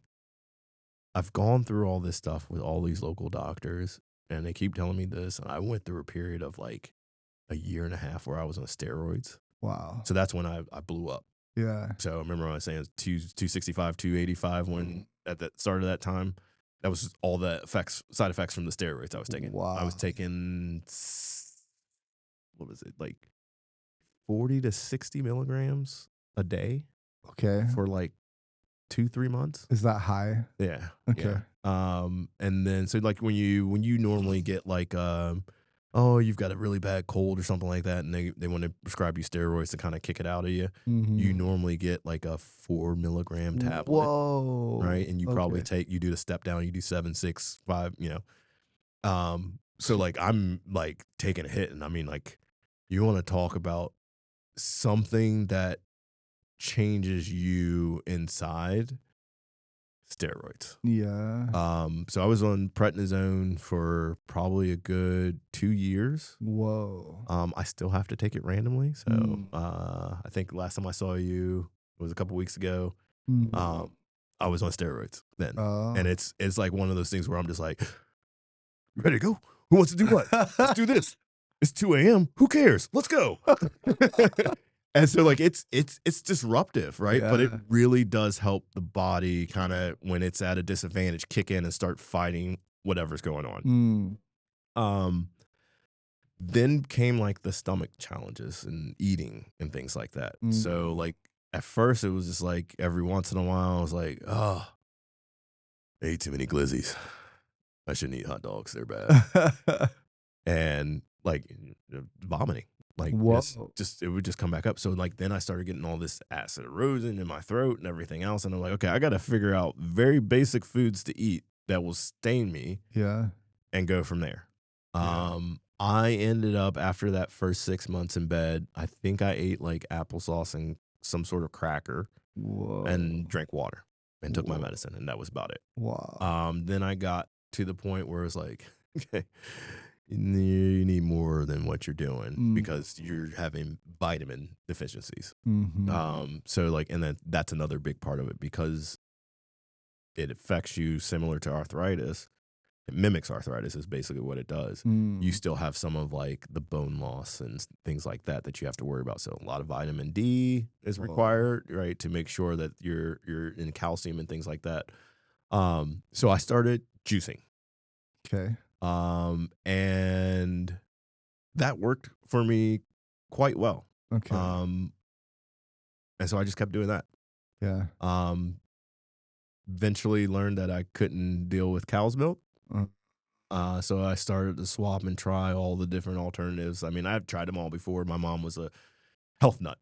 Um, and so like she was always wanting trying this stuff. I mean, this is back in like the 80s and early 90s, and you're like, this woman's crazy. Like, yeah. who does this stuff? And like now it's like all the craze, right? Mm. So like I went back through that foray of like rice milk, oat milk, almond milk, Mm. coconut milk. Which one works? Which one's better? Mm-hmm. Um, and all those things worked. Oh, good. Um, then I had another flare up, and Mm. this flare up is probably the worst flare up I've had ever. Mm. It hit the point where it was like I went from having basic, you know, beginner's arthritis pains, you know, very minor and like the pain level, but mostly in major joints. Mm. The second flare up that I had, it was anything that was a joint that moved pretty much locked up. Whoa. It just like, so my hands, I couldn't like open bottles. I couldn't open like a 2 liter or anything like that. I couldn't open Wow. jars. So like I literally started having my wife buy me like squeeze applesauce. Wow. You know, like I'm eating like it's basically I'm eating baby food anyway. It's just like Yeah. green smoothies and juices and things like that. Right. But the one thing that I was fortunate enough is in knowing, you know, kind of having a slight health nut mom growing up, like, hey, as long as you get your vegetables in, you're getting some nutrients in your body. So Yeah. like I mean, like if you've ever tried like the Uber Greens drinks, where it's just like we threw kale, spinach, all those nasty green things that you never want to eat Yeah. into a juice, and they taste nastier together. Yeah. I drink things like that nonstop, and I still do. Okay. And it's not about taste. It's about knowing that at the end of the day, I'm going to get some nutrients out of this, and it's good enough to keep my body moving. Yeah. So, I mean, I did that for a while. Then, you know, we hit COVID, and I mean, that was the biggest mind F Yeah. ever Yeah. for me, because it's Mhm. like regular people are dying. I have a Oh. disease and take medication that suppresses my immune system. I had already had the flu once while on Oh. all this medication, and I mean, it put me down. I had never been that down with the flu, except for like the first time I had the flu. Yeah. And it was just like, oh, I turned into a freak. Like, you go outside, strip down, and Lysol yourself at the door before you walk in this house. Like we had all these like crazy rules, like just to protect ourselves. Yeah. And then eventually I ended up with COVID, and it was bad, Yeah. but it wasn't as bad because I was fortunate enough that they had the kind of lesser COVID medicine out at that time. So like, because Right. of my situation and immunosuppression, all that stuff, my doctor's like, here you go. No problem. Oh. Go do that. And I will say this, not the greatest thing, because you lose your taste, you get this metallic thing and all that Yeah. other stuff, but it cuts down the symptoms. I've had COVID twice since. Okay. I've had Paxlovid every time. Okay. And it knocks it down to like, oh, you got a little cold, Mm. and I'm able to function. But so like that was this like nightmare, which threw me into more of a spiral mentally, because Yeah. it's like, no, I'm gonna go to the grocery store and I'm gonna die. Like Right. those are the thoughts that I'm having. So Right. like I'm at the point where it's just like, I don't even know. I don't know what to do. Yeah. Like I actually felt like I went off the deep end mentally. Right. So much so that I actually have a quarantine t-shirt that I made and sent to all my friends. And it's me like one day, like, cause kids are all home and everything else. We're homeschooling, we're working, we're doing all this stuff at the same time. Mm-hmm. And my kids are just, you know, they're used to being out socializing and doing the things they want to do. And it's hard to understand, like, hey, Yeah. there's stuff out there that could hurt us. And so they start going through their mental things where like, I'm tired of being stuck in here and da-da-da, this and that. And it was like one day they got up in the morning and they're like, I want candy. And I'm like, we don't eat candy for breakfast, kids. And it's like, I want candy. I want something sweet. I don't care. Da-da-da. And like fits. And I'm like, and those are things like, you know, as a parent, you're like, when you're mentally struggling, you're already like, listen, can we just give it a break? Yeah. Can we give it a break? Yeah. But you're talking to, at this time, I've had, you know, very young kids. Yeah. And so like, just like, I've always been a person who likes to dress up anyway. Mm. So I go into my little bin of dress up thing. I throw this wig on. I throw like this sash on and all this stuff. And I'm like, I'm the fairy candy man. And like my wife snaps a picture. Yeah. I took that picture. I put it on a t-shirt. Nice. Quarantine.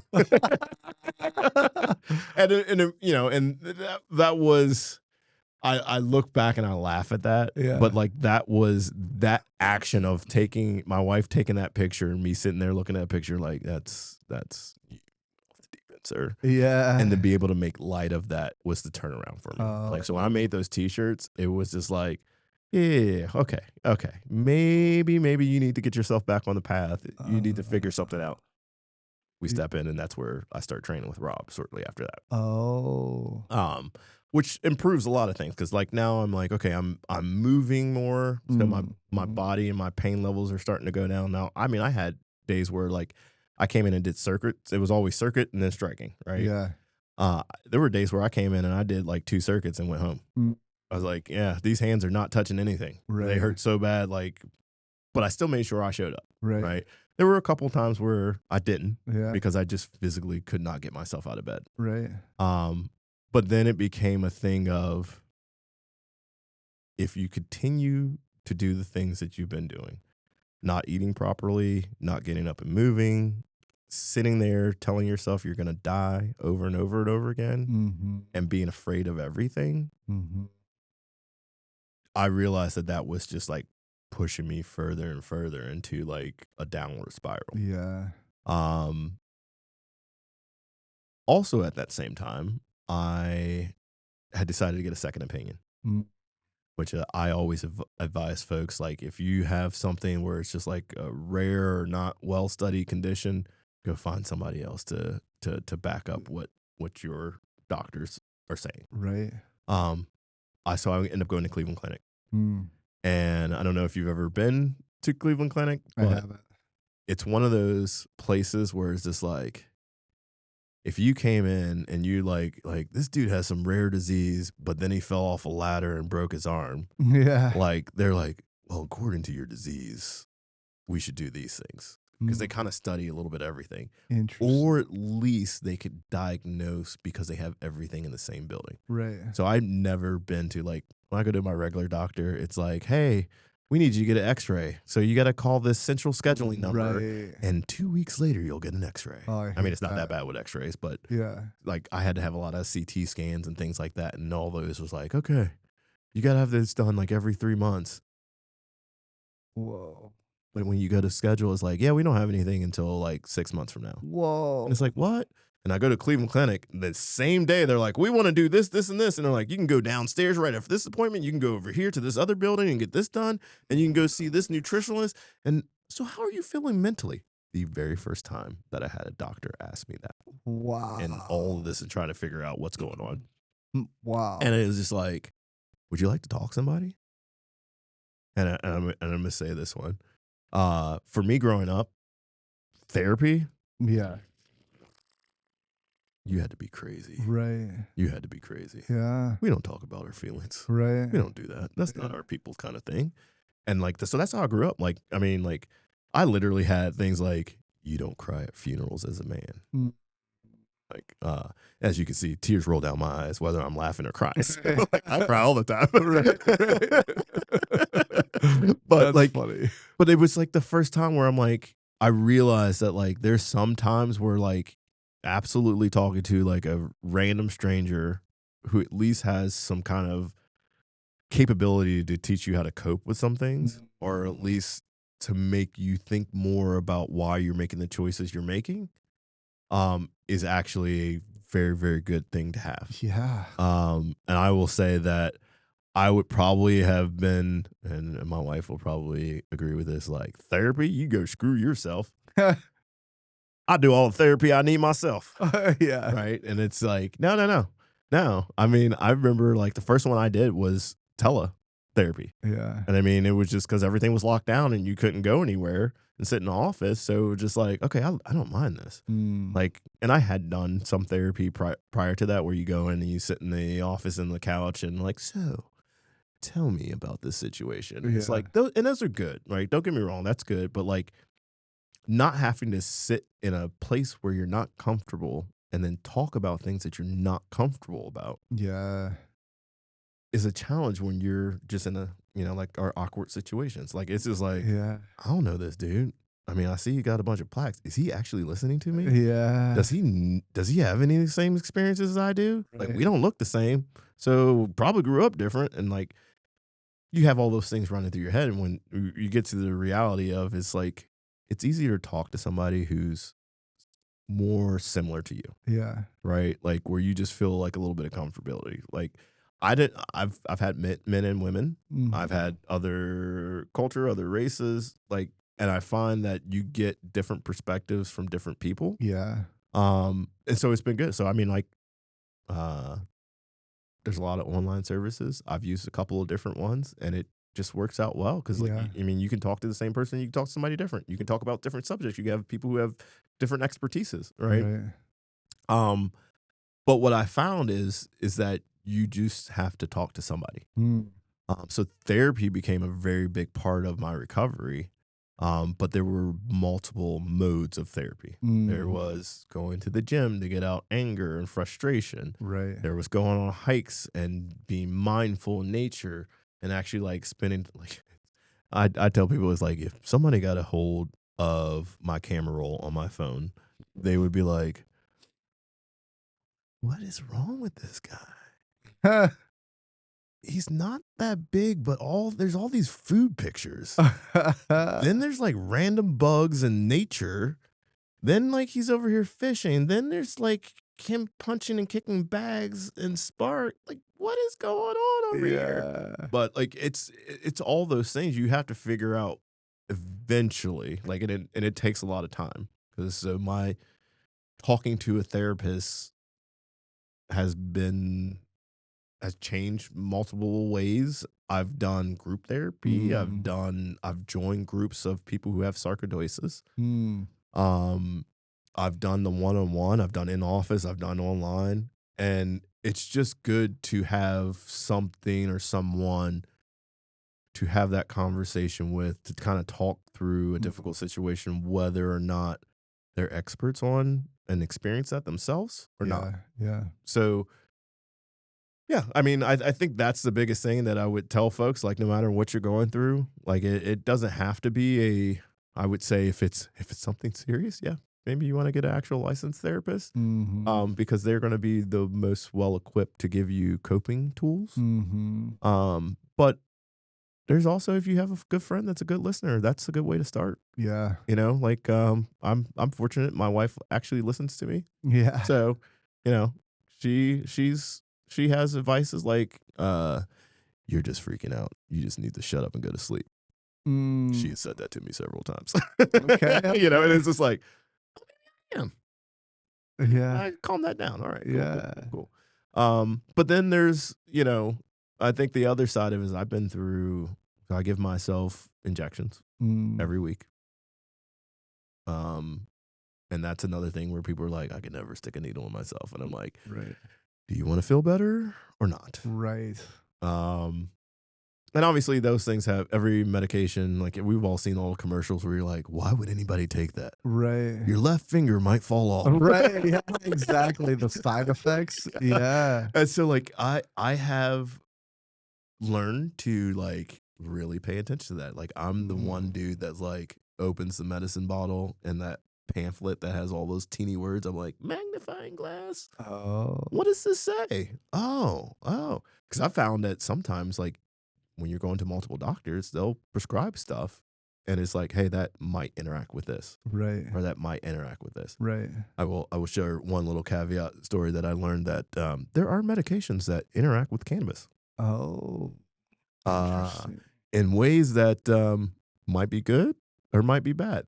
So some Oh. medications actually enhance the effect. So you Oh. might end up in a couch where you did not want to end up.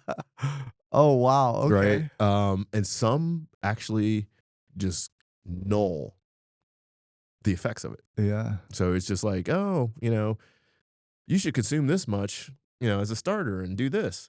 And you're like, it's been 2 hours. I feel nothing. Oh. So I've had all those experiences and I've learned like, sometimes you can't, excuse me, sometimes you can't do all the things you want to. And you Right. kind of have to learn to like curb your own desires Mm. just so you stay healthy, right? Yeah. Right. So like, I mean, like, don't get me wrong. I am like one of those people like alcohol goes great with food, Yeah. right? Like I've learned to pair all these things, work in catering and all these things through, my younger years. Um, And it's like one of those things. I have friends that make wine. I have friends that make liquor, and they're like, "You want to try this?" And I'm like, "I want to, but my Yeah. liver says no." Right, right. I have to stay strict. Like I'm relegated to like basically 2 drinks a week, Mm, and very weak ones, if that, right? okay. And so like there's some times where I'm like, I'll go like 2, 3 months without drinking, and then Yeah. it's like, "Well, I've saved them all that time, right?" Yeah, It's like, "No, yeah, you haven't. yeah. No, Yeah. you haven't." But yeah, so I mean, you just kind of have to slowly adjust through life. And I'll Yeah. say this: I mean, I was 130 pounds when I started with Rob. I'm Mm, back up to a comfortable weight, 190 pounds. congrats. It took like 3 years, but hey, we're there. Yeah, We're yeah. there. And then I will advise anybody: you injure yourself at all, and you have to sit down. Just go ahead and eat all the stuff you want to, because you'll just gain that weight, and then you just have to work that back off. Yeah, yeah, right, right, right. Yeah, wow, that's a crazy story. And so I yeah, there's a lot of different directions we can go with this. I you know, as I was reading the different things that you do with like horticulture and with sarcoidosis. I did sarcoidosis Yeah, they throw those extra eyes in there and just throw us. sarcoidosis. With that, and then you were also talking about what was and then your mental health journey and stuff like that. Like I like just thinking about it, those seem to be all related. I Yeah. would imagine, right? Oh, yeah, yeah. Yeah, so, it's amazing. We live in a pretty good city from the standpoint of you can find a grocery store in just about every neighborhood, Yeah. but can you actually find something healthy? Right. And so that became a challenge, obviously, because with COVID and everything else, things weren't shipping around as much. So that turned into a thing where it was like, I can't go to the grocery store and get my juices that I buy because they Right. just don't have them, or they don't Oh. have the ones I like. And then so it was Oh. just like, well, can I make that? Yeah. And then from can I make that turned into, well, if I can't get these, can I grow that and Yeah. then just do it myself, all myself? Yeah. And I'm one of those people who's like, I kind of go too far sometimes with things. Right. And it's just like, okay, so I need this whole grow system, and I'm going to do this, this, and this. And then it's just like, hey, maybe you want to slow down, because plants are kind of fickle. Like they Yeah. like certain conditions and they like certain things, and you can't mimic all those things. Right. The technology person in me is like, yes, you can. You can do it all. You Uh, can do it indoors. They grow stuff indoors. You can do it. yeah. So I mean, I went like overboard. I've got grow tents in my basement, so I can grow tomatoes all year long. Wow. Um, I grow most of my own herbs, Okay. so I can grow them all year, dry them all year, and use them as much as I need to. So I don't know the last time that I haven't I've purchased something like basil dried or anything like that. Yeah. Like I come into pinches where it's like, okay, yeah, my crop's not ready to go, so I'm gonna have to go to the grocery store. But Yeah. for most part, like most of the things that I eat on a regular, or that my kids like, Hold uh, that mic closer to you, yeah, please. or that my kids like, so like my kids like banana peppers. Mm. So like, I mean, I just grow banana peppers like Heck yeah. crazy. That's awesome. And I like peppers myself. I like tomatoes a lot. So I mean, I Mm. grow every year 4 to 5 different varieties of tomatoes. Yeah. Probably 5 or 6 varieties of peppers. And so we Wow. always have those: garlic and onions, potatoes. Wow. So those common things that like they're not super expensive at the grocery store. Right. I actually think if I went through and did the calculation, I spend more money growing them myself. Do you really? Yeah. When you really get into it and you want to say, I want to have like, I want to grow like, 10, 15 pounds of tomatoes. Right. There's a lot of nutrients, good soil, like Yeah. treating to make sure like the pests stay away and everything else. And then if you want to go crazy like I did, and I'm like, I want no pesticides, I want it all organic and Yeah. this and that, the cost of nutrients doubles. And I Whoa. would say probably now from when I started has tripled in price. Whoa. So like, you kind of have to balance those things out where it's like, okay, I'm just going to trust that Kroger has some good organic vegetables or whatever. Right. And for the most part, you can find things, but it actually turned me back to things that I did as a kid. Mm. We always went to the farmer's market. Mm. We never really shopped in, the box good grocery stores that much. It was Yeah. always go out, get some fresh vegetables, and go to the butcher for your meat. Wow. So like I started doing that because we have a lovely market here, right? Yeah. And then we have farms all over the place. So like, I mean, I have a pretty good network of like, you need strawberries, go Right. here. You need blueberries, go here. You want to make a trip to an orchard, go to see this guy over here. Like, and so like I've had like this little like food horticulture network that I've kind of like created where like I can go to this person for honey. I can go to this person because they always have like this crazy garlic. Yeah. I go to this person because they've always got like herbs. Oh. So it's nice, and like you can even trade with folks. Like so, Yeah. there's a lady who lives not too far in the same neighborhood as us, a couple blocks away, and we trade peppers because we grow different peppers, right? Cool. Or like it's like, hey, I've got a overabundance of cherry tomatoes and this. Do you want them? Like, yeah. Do you want this? Like, yeah. Right. So it's cool because I think when people see that, they're like, oh, you can just grow your own food, and you do not have to have a whole lot of land to do it either. Right. So I grew most of my stuff this year. I didn't do like my raised beds out in we used to do community gardens a lot. We still do. I just generally go plant something for those and just see what happens, and then we donate that to whatever that community garden is donating food to. Okay. But yeah, man, it's crazy where you realize that, ages ago, when we learned about in our history book, like people were just like fermenting onions and garlic and sipping on that like a tea, and it's like, hey, that's a good thing, cold remedy. Right. So I started trying all that stuff. Like I do a ferment jar every year, and it's my flu and cold. It's got garlic, it's got its onion, and you ferment it, and I mean, it smells like hell and it tastes like crap. But like, you get a little cold, and you take a couple shots of that a couple days in a row, and you're like, I mean, my breath stinks, but I feel a lot better. Yeah. Right. So it's you realize and what you eat and how you put that and prepare that in your food turns it into medicine. Because a lot of the times I find that the medicine that they want to prescribe, if I say I've got this symptom or that symptom, okay, let's try this. I'm like, let's not. Yeah. Let's not. I already carry around like the senior citizen pill bottles Yeah. because I take so much stuff and have to take so many supplements to kind of counteract some of the bad effects of the medication. So you try to figure out like, hey, I don't want to have to take a pill to correct something that some other pill or shot did to me. Right. Is there something I can drink, blend up, eat that does that same thing? Right. So like I, basically nice Mediterranean diet with focus on anti-inflammatory foods. Yeah. And that was one of the things I learned at Cleveland Clinic. They were like, okay, would you like to see a nutritionist? I'm like, you guys have a nutritionist here? Right. Yes, I would, because I don't eat anything. Right. So yeah, I mean, and now I'm pretty much back to, I can't eat most of the things that I used to. It's just, I think I still have some sort of mental hold on like, hey, you remember the last time you had that like greasy roast beef sandwich from like the hole in the wall place and it's so good. Right.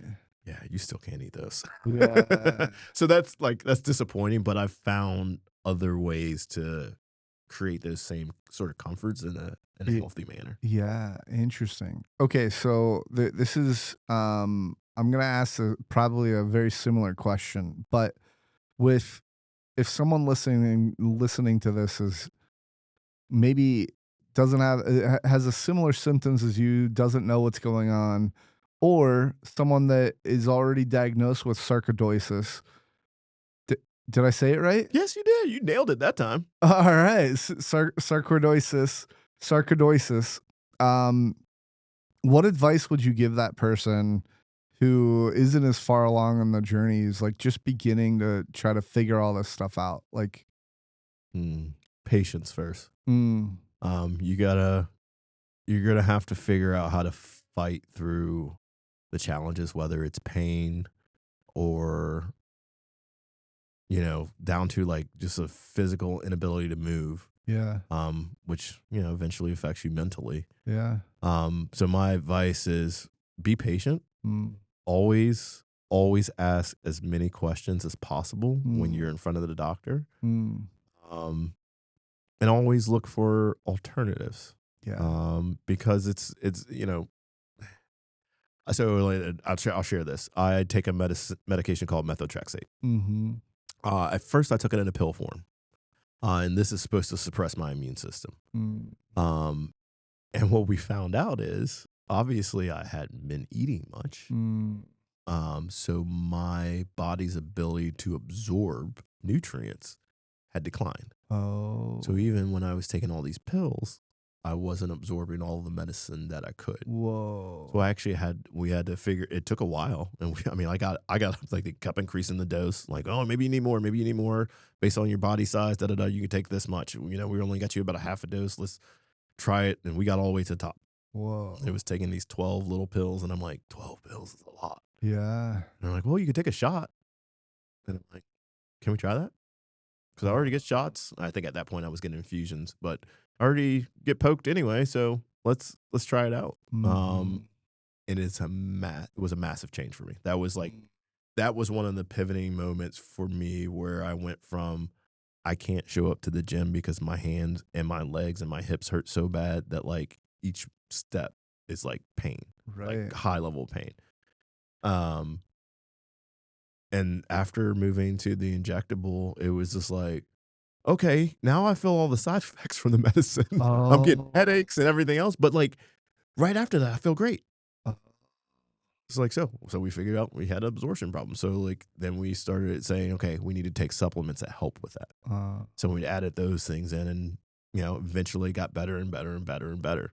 But you kind of have to kind of fight through things. I mean, people have lots of like particular things like, I don't like to drink anything that's colored green, right? Like right. stuff like that. And I'm like, and that's a lot of it. Like I make a smoothie, and I'm just gonna say this: it looks like poop. Yeah. It's got blueberries and spinach, which equals brown. Mm-hmm. Yeah. And it's just like, yeah, when you look at it, it's like, no. But then I'm like, these antioxidants, this anti-inflammatory is like, give me a nice little dose to get going for the day. Right.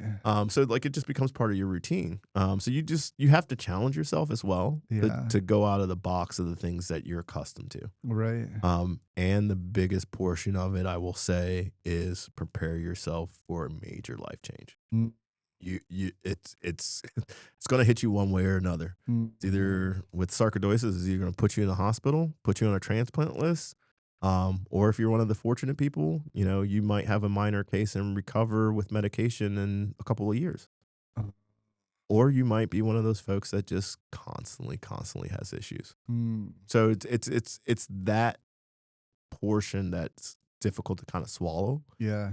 So just kind of stick with it, keep asking the questions, and keep trying things new, and go talk to people, Yeah. especially other people that have similar challenges. Mm. So there's tons of groups out there. There's Facebook groups. There's groups you can go to at different hospitals, and then there's therapists. Yeah. So Yeah.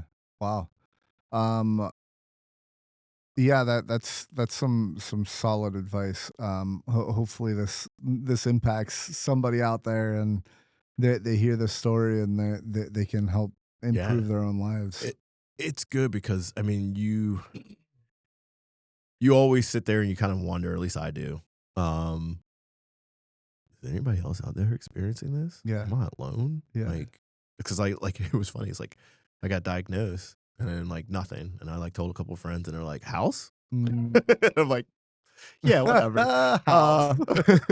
And it's like, no, and it is like, and I will probably say in the last 5 years here in Cincinnati, I've met like 5 or 6 other people who are acquaintances of friends that have sarcoidosis. Oh. And it's just like, I thought there was no one else. Yeah. I thought there was no one else. Now, I will say the disease does tend to affect people of African descent more than other Really? folks. And the other weird thing is it generally impacts women more than men. Oh. But I found here in Cincinnati, a couple men. Interesting. Now, when I had a group that I went to at Cleveland Clinic, I was like one of 2 guys out of 20 people in the room. Whoa. So like it's just weird. And inside the United States, you don't hear a lot about it, but if you go to like India, Africa, there's tons of studies. So Wow. even in the UK, because you have more of a cultural mixing pot from these other countries, Yeah. that there's more studies.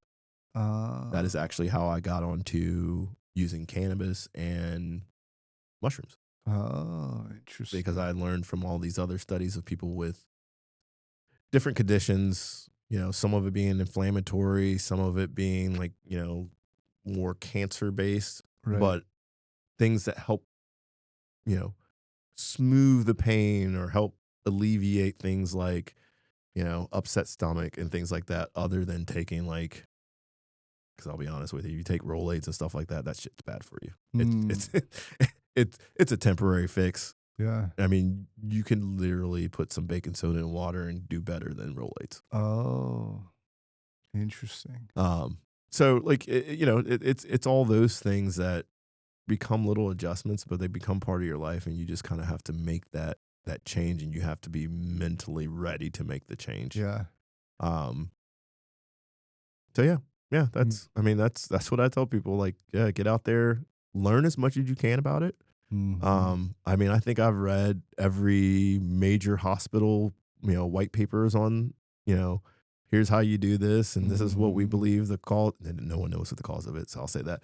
But here's what we believe these come from is, Yeah. something environmental potentially and everything else. And I was like, I know they'll never, maybe in my lifetime, figure out why it happens to people. Yeah. Um, but at least I have a better understanding of how to deal with it. Right. Whereas when I, first couple of years, it was just like there's no information. Whoa. The only information I would find is like, people have granulomas in their lungs, and then they might need lung transplant. They Mm, might need breathing treatments and all this stuff. yeah. And I was like, this is crazy. So you're telling me that already as an asthmatic, I'm going to get worse. Uh, So knock on wood. I actually, my lungs were the first thing I was cleared of, and that wow. was 3 years ago. Congrats. So that was like a big sigh of relief for me. Yeah. Liver, I still have some challenges with. Mm, Not so bad though, and the damage I have done a lot to help repair that. yeah. So it's been good. It's still not great, but I don't have all like the super concerns, unless I decide one day that I'm going to go crazy and relive college days and go on a bender. Right. But yeah, other than that, it's been solid now that I've gotten myself to a good place. Yeah. What would you say are the top 3, and it doesn't even have to be the top 3, but, the question is, what do you think are the top 3 most important vitamins or minerals that you take? Hmm. So for me, obviously, with the bone loss and everything like that I get, calcium is like major. Mm, Magnesium is also a major thing, because mhm. magnesium allows you to absorb a lot of the other things that you need to get into your body, nutrients and things like that. Yeah. Um, I always tell people vitamin C. Vitamin C. That's Okay. always a solid one. I heard you mention vitamin D earlier. It's Yeah, probably vitamin D, and I'm prescribed that, so like I have to take ah, it anyway. But mostly you'll find it in multivitamins and yeah. things like that. Yeah, yeah. But if you tend to have like bone issues, bone mass issues, and things like that, Right. calcium plus vitamin D is the good combination there. Ah, okay. Now I take like a combo thing of that. Yeah. Um, Interesting. Other than that, uh, the biggest thing is hydration. Oh. So you don't really think about it, but if you look at most medications, it's like drink lots of water. They all say that, and Oh. the reason why is because they actually dehydrate you for the most part. Interesting. So I actually hilariously have to take a water pill. Well, part of my medication has like a tab of a water pill on it, Whoa. which also makes me like that 80-year-old man. It's like I gotta go. Oh, interesting. So it's like, okay, at the same time, like it's drawing the water out of my body Yeah, as I need water, because that's like, that's what we're made of. yeah. Yeah. So yeah, that's one of those things, and you don't realize it, but sometimes some of these diseases and conditions actually cause you to be more dehydrated than you regularly Yeah. than an average person would be. Sure. So I actually use a mineral additive Mhm. I can add it to juice, water. It's flavorless, but it tastes like if you ever lick like a rock face, that's what it tastes like. Oh, yum. It's like, Sounds dirty, salty rocks. But I mean, it's like the miracle hydrator for me. okay. And doom scrolling 3 a.m. It's like, do you get dehydrated a lot? Yes, I do. They must be talking to me. Keep going. It's like, well, we got this natural supplement. Da da da da da. And I'm like, you get to the point where you're just like, I'll try anything. Yeah. And they were like, but as I'm going through and they put out all this scientific evidence, like this is why this works. If people have, and I forget what it stands for, but POTS, which is, Yeah. dehydration is a big part of that. Mm, So a lot of people with POTS use this supplement. interesting. And so I was like, well, if it works for people with POTS, then it should work for me. Yeah. And then let me put it this way. I do, it's like a little water squirt thing. I had to put a little squirt in there Mhm. and I drink it. And about 30 seconds later, I got to go to the bathroom. Wow. And I mean, it's just like, oh, no, I'm hydrated. So like Interesting. it's neat when you find that not to put down our friends in big pharma because they've come out with a lot of great stuff. They're just not going to spend the money to research something Yeah. that affects like 5% of the population. There's no Yeah. money in it. Their Yeah. end game is healing people, but also Money. making some money. So generally it's people who've struggled with finding a solution that works for them that go out and innovate and create these themselves. So like Yeah.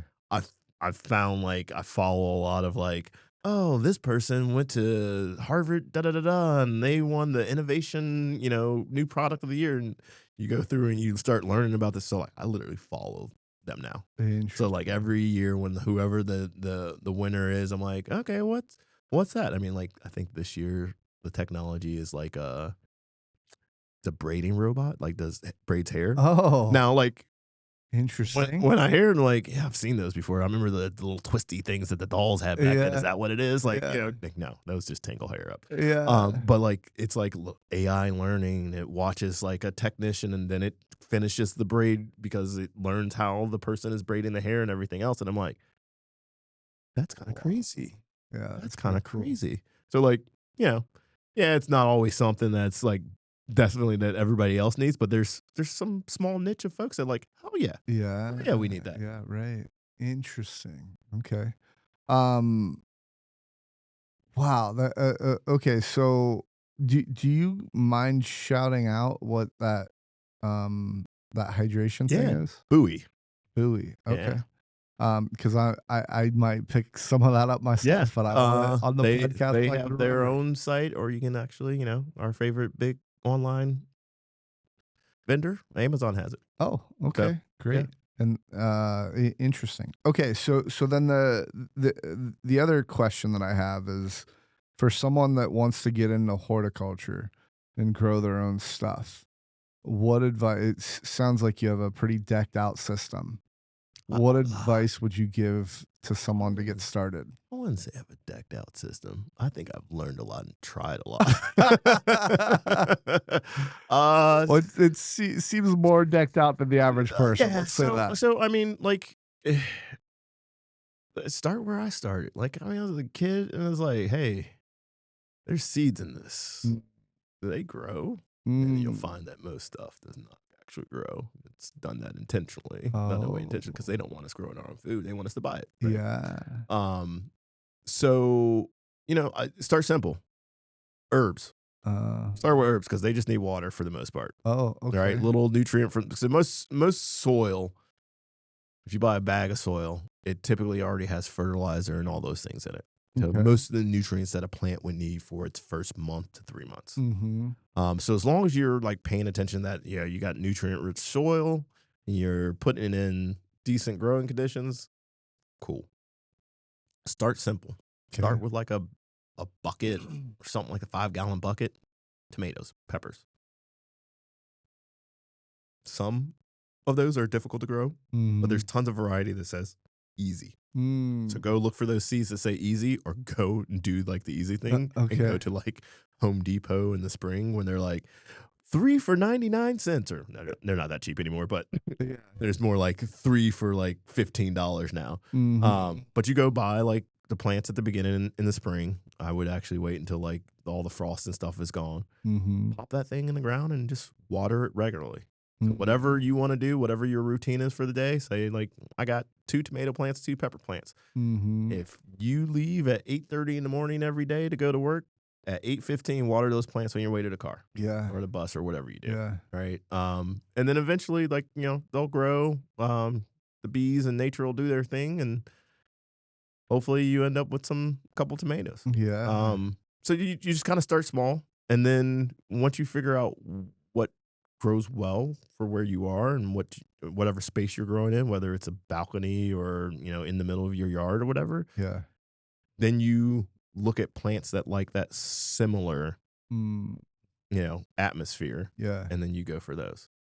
So in books, online, I mean, like I watch more YouTube videos. Rolling Forward podcast. Yes, exactly. No, I'm just kidding. We're gonna do a plant edition.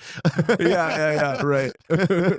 But yeah, so like get out there. Like, I mean, there's tons of people who talk about, like, I mean, from famous people to like the grandma with like 17 kitties who's like, we all love peppers. And this is what I've been doing for years. Because I mean, there's so many different ways and so many different things you can do. Like, there's hydroponic growing where you're just growing stuff in water basically with nutrients. Now that requires you to spend some money on equipment and things like that. There are like vertical grows where you are using like a stack system and you're putting like 50 plants on it, and you just grow in this small space. There's you can do in ground, you can do above ground. There's all these things, but you just have to figure out what works best for where you're growing and for what you want to grow. Interesting. I'm the type of person that if you left a plant on my doorstep, that's my baby. I'm gonna take care of that, try to bring it back to life if I can, and see if we can get it to do what it's supposed to do. Interesting. Okay. That's what gets me in trouble. Okay. Because then I'm like, I need this, and I don't have this. It's $65 for a gallon.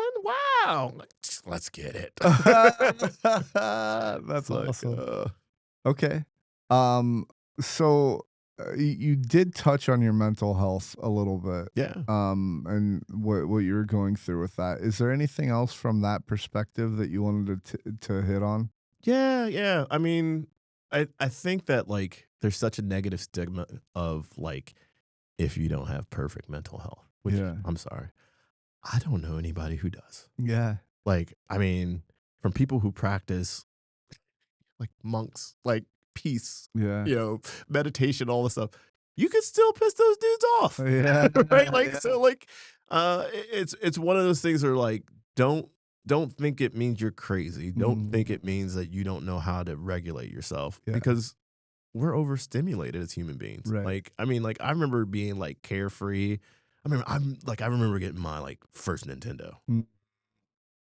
I might have played it like every other weekend. Because outside was where the fun was. Inside was like only if it was raining. Right. And like that's all kind of changed now. Where it's just like, bro, I got my video games right here on my phone, ready to go. All I need to do is this.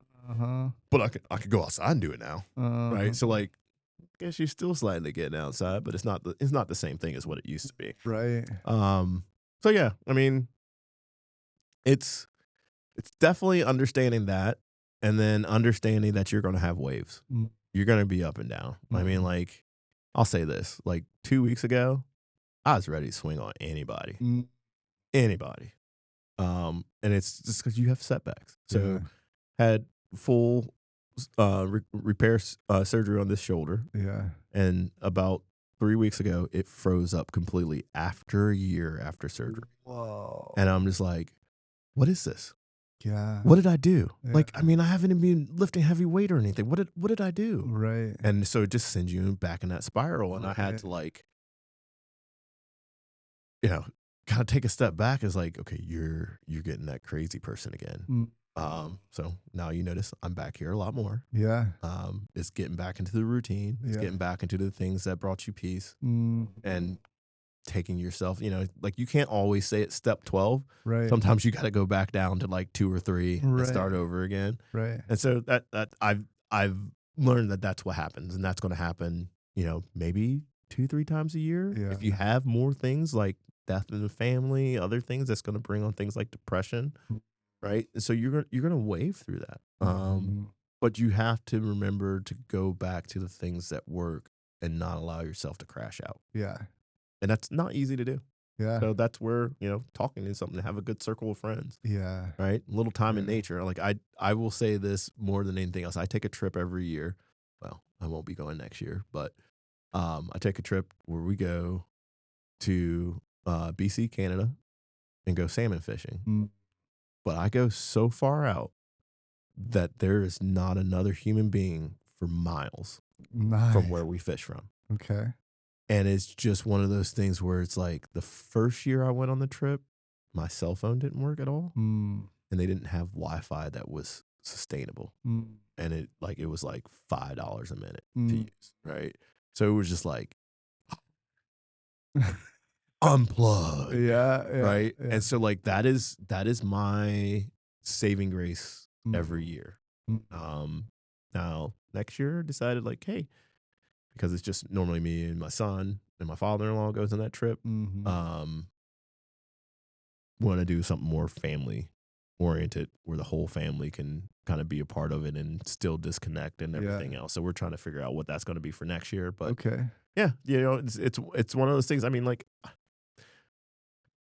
I'm one of those people where it's like, I think my neighbor might be crazy. He's walking around barefoot in his yard again, swinging a mace, and it's 6 a.m. Ah, And it's just like, nah, man, that's peace to me. Like, yeah. might be weird to you, but it's peace to me. You want to come over and try Yeah. Yeah. Right. it? Right. All are welcome.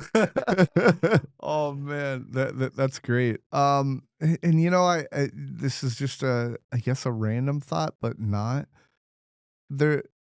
The older I've gotten, and the more I've like determined the direction that I want to go in, the more at peace I am with looking weird Yeah. or different. You get the You know? comfortability, man. It's all about being comfortable with yourself. Yeah.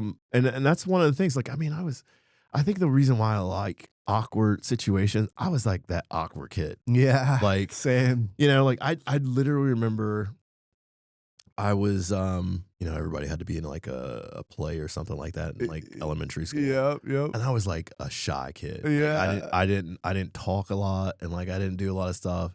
And they're like, what did we do? We did Charlie Brown's Christmas Story. Mm. And they made me Linus. So I had like the big speech. Yeah. Yeah. And I'm like, bro, I can't remember this. Yeah. And I'm not gonna look at people out there. Like, what are you talking about? And then like lo and behold, like we end up having to like inside my blanket, they had to put like all my lines and everything else. I remember part of it, but like once I did that, like I did musicals and plays Oh, from cool. then on all the way until I was in high school. Huh. And it was just like people were like, play sports in the winter. I'm like, there's sports to play, but I got other things to do. This is a little something different. And that was like the thing that got theater was the thing that got me out of my shyness. Interesting. Because it was just like, oh, I can go out here and not actually be myself, Yeah. but maybe put a little myself into the character and Right. see how this goes. Right. And like, I mean, I had like a long history at my high school, like doing the musicals and everything. And anytime there was like a comedy bit Uh-huh. or like a, ad lib or something like that, Uh-huh. I always try to find something to put in. Oh, Um, cool. so like, it's those little things that like get you out of that little awkwardness. Mm. And then you can just really deal with most other situations. Yeah. Like, I mean, like I'm just embarrass myself. Not really. I don't really give a shit. As you get older, like much older, you start having little accidents and you might need to wear diapers. Sure. In my 40s, because of all the medication and everything else I was taking, like, it was just jacking up my system because I wasn't eating. Yeah. And so, like, man, I'm gonna tell you, I've had more random accidents, Uh, and it's just like, "This is so embarrassing. Oh my gosh. I just tinkled myself." yeah. And it's just like, now I'm just like, shit happens. No Yeah. one no one gives crap to a little baby because they poop themselves. They're Right. like, "Oh, I gotta clean you up." Like, it's the Right. same thing. Like, I mean, it's not, but Yeah. Yeah. but, Yeah. like, it's part of you. You can't do Right. anything about it, right? Right. Or you sometimes you can, sometimes you can't, right? So you just have to learn how to just deal with it Yeah. and not I think sometimes if you don't sound the alarm first, people won't sound the alarm. Right. So, like, it's just it is what it is. Mhm. Um, yeah, a little embarrassing, but Yeah. who cares? I'm in the disabled community, so I get it. Yeah. So, yeah. So, well, thank you for sharing that. That's a vulnerable thing to share. So, I appreciate that. It's not an easy thing to say. So, um, okay. So, as far as so we covered the horticulture. We covered your the mental health. Sarcoidosis. We covered that as well. The other thing. Let's just do a quick rapid fire. This is kind of just to Okay. break up the seriousness and all that. So I'm gonna ask you something. It might be this or that, or but as far as the answers go, it's just like a word, a sentence, or whatever else. So. Okay.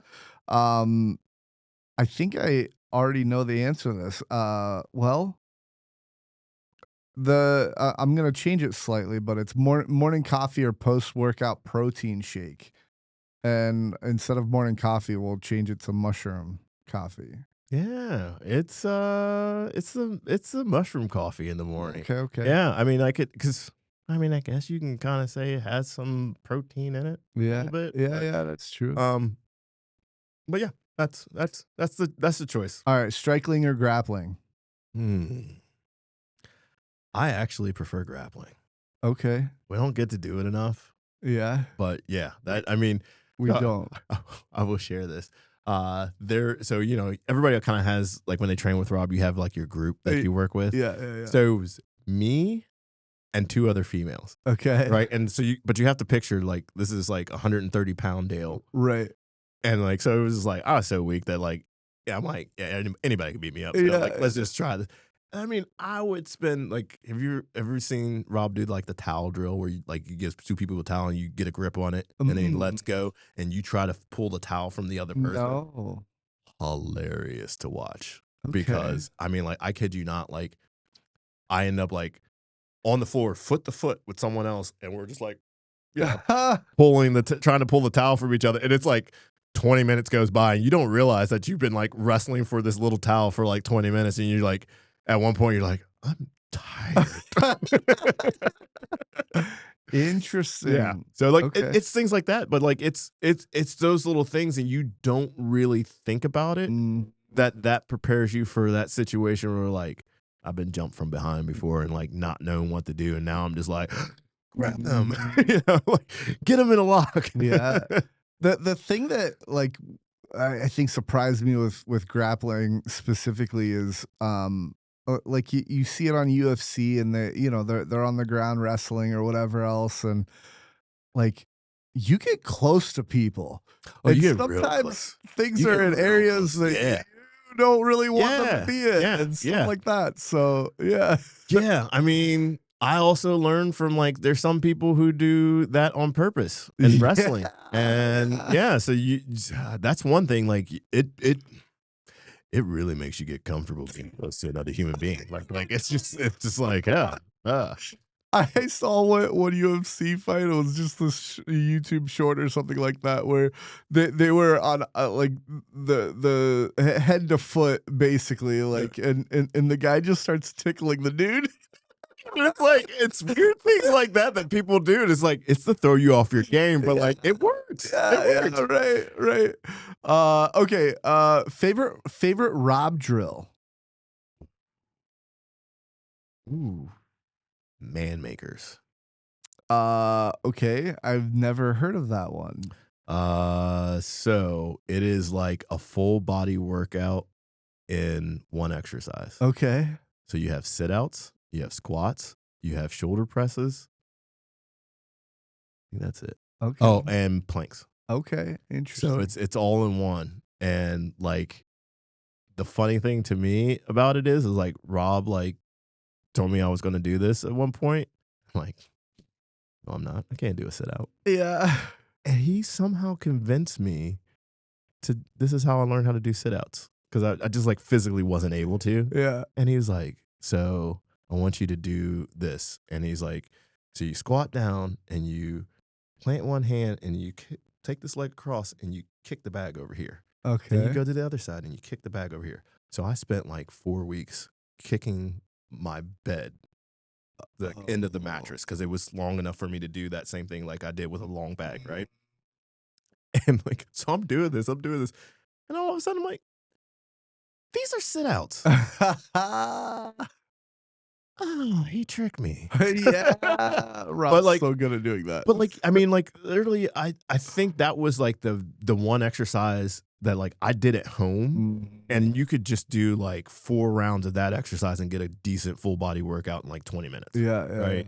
So that's one of my favorite things, and I think the other one is just going through any of like the different like striking Oh yeah. combinations. Yeah. Right. Like, and it's. I mean, I've learned so many, and it's hilarious. Like he'll call it out, like do the juke, and I'm like, what? I don't remember that. And he's Yeah. like, all right, come on, stand in front of me. He's like, you're like, pop, pop, pop, pop. Oh, I do remember that. Yeah. Right. Yeah. It's interesting how when I was first learning the stand, I could barely do the the I could very like it was hard for me to do the first part of it, and now it's like boom boom boom boom boom.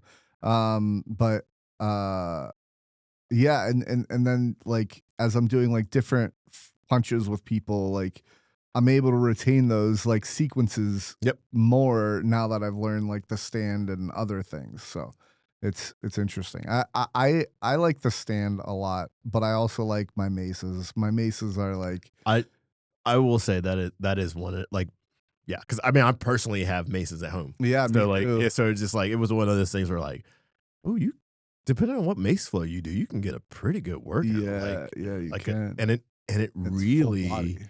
really does like open up some of those muscles that you don't regularly think that you need Right. to use. Right. So it's just like it's funny because I find myself now being back into doing mace flows and everything else is like, oh, when I was, first out of surgery, it was like I got to here. Mm, Now I'm like back here. I still got a little tightness and things like that, but I can move more yeah. because I'm using the mace. Yeah. Yeah, Yeah. that's awesome. This is supposed to be rapid fire. Yeah, Dang yeah. it. No, I'm just kidding. Favorite MMA fighter? Hmm. Tony Johnson. I was gonna prompt you to say that, but I was like, I'll let him answer. Cardio or strength day? Cardio. Okay. Biggest gym pet peeve? Hmm.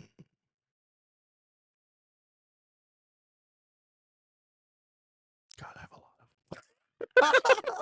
lot of Do you really? I thought you were trying to come up with one. really bad because I'm like, oh, so I don't like when people like judge the way that people were doing exercises, Mm, right? Like not understand because you could walk up to somebody and be like, not I'm me. doing Arnold presses, right? Yeah. And they could be doing it completely wrong, but there might be a reason why they're doing it wrong, right? Like there's just things you just don't know. It's like, hey, it's another thing to be like, hey, can I give you a little header so that so you get the full bit of this workout? Try to do this and rotate and then press. Right. Like things like that are helpful. But when you're like, nah, man, that ain't it. Oh. What help is that? Uh-huh. What help is that? Yeah. And like everybody's in the gym to either fight demons or to get into better shape. So like that's the point. So like just be helpful. Yeah. Yeah. Other than that, like I mean, like not anything else really bothers me. It's just like Yeah. don't judge people Yeah. when you don't know. Yeah. That's That's the biggest thing. I like it.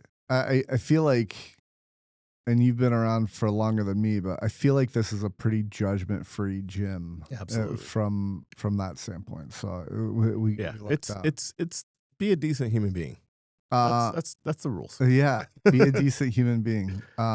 Okay, Friday night, chill or grind? Friday nights have turned to chill for me. Mm, okay, Yeah. I Yeah. I I used to like to get out and get at it. And mhm, now I'm just like, I'm gonna work all week. yeah, I got kids. yeah, I need a break. So uh-huh. yeah, we normally chill on Fridays. All It's right, actually a nice thing for our family because everybody's off. So we get together and we eat some foods and yeah, chill out. I like it. That's it for the rapid fire. All right. So wow, we've been going for. Can you take a guess? 2.5 hours. 2 hours 50 minutes. Wow. Yeah. Wow. And what's crazy is I was going to get into your like work and all that. I was gonna ask you a little bit more about your life off the clock. Um, let's do this. I'm gonna skip a few of those sections and do um I want to know. Let's do future thoughts. Okay. So what's the future look like for you? Probably ended up on some like kind of secluded island in some sort of weird community that like I like I'm half joking, but like Yeah, it's like I find that with the highest technology of horticulture. like, I would be that person that like if somebody built like some sort of crazy like eco community, I'm like, I'll try it out. Yeah. uh no, I think like to be honest with you, like I find myself moving more towards ways to like without working for a company, continue to make money. Yeah. So I had more time to be with my family and friends and actually do the things that I love and maybe make a little bit of money. Like Mhm. I've fully realized like I am very, very fortunate for where I work and what skills I have gained so far in life Mm. that it's put me in a pretty decent spot. Yeah. Now doesn't mean that like I could retire today, Mhm. but you know, once my kids decide whatever they want to do, whether they want to go to college, they want to go to, you know, go into some specific field where, college is not necessarily the path. I don't really care what they do. Mhm. I just want them to be happy and Mhm. and do the best they can for whatever field they decide to be in. I love it. But yeah, for me, like it's turning into like more and more of a hippie, I guess, because it's like I'm like at the point now where I'm like, so next year we're I'm like, and this is actually happening. I'm getting rid of most of the grass in my yard. Okay. I'm putting 6 raised beds in the back. I'm Wow. doing a vertical grow of tomatoes and um some other like climbing vegetables along one of the Mhm. walls that we have in the back. Mm. And so I'll probably triple my cost that I spend on gardening, but hopefully have more food. But the challenge with that becomes is like I got to learn things that I learned a little bit canning. Like my great grandmother, my grandmother used to can, so I've Mhm. learned all that stuff and I can stuff myself. But like Cool. sometimes I forget, Yeah. and it's like, hey, there's a can of tomatoes that's been sitting down there in the pantry for like 3 years. I don't think those are any good. Right, right. Think you just created tomato vinegar. Interesting. So like I Okay. mean, and then you fight nature at the same time. Like, Yeah. and I'm not a I mean, I eat meat, but I'm not like a person who's like, let's go kill all the animals. Mm. So like there's that balance of like people were like, yeah, I shoot squirrels, and I'm like, they're just trying to get some food. Maybe Yeah. give them some squirrel food. There's Yeah. a squirrel garden over there, something Yeah, like that. yeah. So yeah, but then at the same time, I am the person who's outside like squirrels, damn it, and I have a walnut tree in the yard, so I pick up the walnuts and toss them out. But yeah, I mean, that's where I see myself, like more Mhm. nature, more being outside. Yeah. Maybe actually reviving that teacher thing and teaching people some of the stuff I've learned. Oh, yeah. I have also tossed around the idea of like maybe writing like a book just to share my experience with getting out of disease issues and trying to find a path to getting better. I mean, like, Yeah. I've read so many books, I've taken so many classes, and like, no expert, but like I do have some sound advice, I feel like. Right. Yeah. So Yeah. maybe jotting something down real quick to do that. I don't know. Like, yeah, I I I I'm open. I know of a studio that you could use if you wanted to get your message out. I'm Yeah. just Yeah. saying.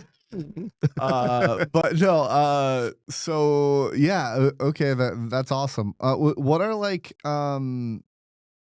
what are some of the like your near term goals or even medium term goals, or one of Mm, them maybe?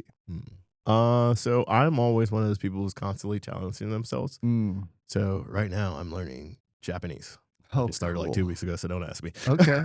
But like, so I always try to learn something new. I never really, and I think I'll do it this time. Never really get to the point where like, no, it's now time to go test yourself. Yeah. Um, I actually have that opportunity with this, so I'm like, yep, Oh, good. and I've been telling myself for years I was going to do it, and I just never did. Yeah. And so like now I'm doing it, and I'm like, I've got a tons of friends that actually live in Japan, and Cool. so I'm just like, time to go visit. Yeah. But let's actually learn the language before we go. Awesome. So, Yeah. yeah. Okay. Beyond that, obviously continue to grow my garden into some crazy, like, I have a goal to have like that whole biodiversity, like crazy garden that feeds itself and all those things. Yeah. But it takes years of preparation and figuring things out. And so like I go to like, thankfully my father-in-law is in horticulture. Yeah. So Oh, I get to go to a lot of events because he's like, "Hey, do you want to hear this person talk?" I'm like, I love that dude. Yes, I do. nice. So like Okay. that helps out. Also Yeah. it makes things a little bit cheaper every once in a while because I Yeah, get yeah. gifted things. Yeah, right. But yeah, I mean it's good. So like I'm fortunate enough to have like those outlets readily available to me. Yeah, yeah. So it just continues my curiosity and spawn into things, and it might drive my wife nuts because I'd like just go ape crap over everything, and it's just like I need to learn it all. I need to learn how to do it all. I want to Yeah. like, share one story. Like, I actually during the pandemic, I have my medical card. Mm. Um, and there was a point where like they didn't know if they were going to keep dispensaries open, and they were all Oh. medical at that point. So it's part of the pharmacy board in Ohio. Oh, wow. And I'm like, this. I mean, I know people don't think of it as medicine, but Right. it really is medicine Yeah. for a lot of people. Mhm. Um, and so like I was like, uh, what happens if I've gotten on such a routine? Like, what happens if I can't get this? Right. And it's like, I wonder if I can grow it myself. Uh. And I actually did. Oh. So I learned that cannabis is the same family as tomatoes. Oh. So if you can grow tomatoes, you can basically grow cannabis. Now, how Interesting. good that is, a whole nother story because it's another beast itself with types of nutrients and all those other things. But like, that was just like out of nowhere, like happened to come across a couple seeds and like let's just give it a shot. Interesting. Huh. I never knew that. Okay, so I always do a disability segment, but Okay. the only thing that I have one question for you. Okay. Um, and I talked about this on one of my other podcasts with a disabled person, and it was a debate. Do you think able-bodied people should be able to play wheelchair sports? Ooh. Are you saying like on a professional level or just in general? So like when it comes to competition, like Yeah, I feel that like if you can put that able-bodied person into a lockdown position enough so they can't use their able body to do all the things that it's able to do, yeah. cool. Mm-hmm. But if you're just going to be like, hey, you sit in this chair and you try to play, volleyball or something like that, Yeah. people are going to do stuff like, hey, my legs work. Yeah, yeah, Right? Like, yeah. and it's hard to do that. So Mhm. I would say at a competitive level, I prefer not to have that mixture, but at the Mm. same time, it's a good experience for the able-bodied person to understand what everybody else is going through. Yeah, So, yeah, oh yeah, yeah, oh yeah, yeah. yeah, yeah. I I love that point. I do think they should be able to play professionally. The Paralympics is a different story. I don't think they should go to the Paralympics. Yeah, I agree with you on that one. I think that should be disabled people only. But I think there's different things in place. For example, I can stand. And in basketball and in tennis, if my bum comes out of my chair at all, it's a physical advantage foul, and it's not allowed. Okay. And so you get called on that, right? Yeah. So and like you can't like stand up on your foot plate and try to dunk a ball or whatever. You know, like you can't do that. So anyway, this is just a thought-provoking question that I think I'm gonna start trying to ask more guests. It's a good question because it like it shows like if where people are from a compassion standpoint, right? Like you have the ability to be like, all right, if I was in this situation, like could I do this? Yeah. Right. And and it's weird because I think I'm one of those injury prone people also. So I've like broken just about every finger on both hands. Yeah. And so like I've had like I can write with my left hand because I had to because I broke 4 fingers on my right hand. Right. You know, it's like so like, you know, challenge yourself in that way. Yeah. Like I have done things where it's like, you know, pegboards. Yeah. Right. The whole point is to do it with all your arms, but like try like, you know, as we say, or Rob says, turn your body into water. Yeah. Right. Yeah. Try doing that and doing the pegboard at the same time. That gives you the experience of somebody who can't move their legs. Yeah. And you can see what the difference in the challenge is there. And it gives you an appreciation. Yeah. Like, because I mean, like I volunteer every year at work. We always send out folks for various events. I always do anything with, so we have one that's like the disabled veterans games. Yeah. Right. Yeah. I always volunteer for that. Yeah. Those are fun. They have been some of the coolest people Yeah. that I have met. Like so we went to the airport to help them off planes, grab their stuff. And I remember this one lady who I think she competed in like races. Oh, okay.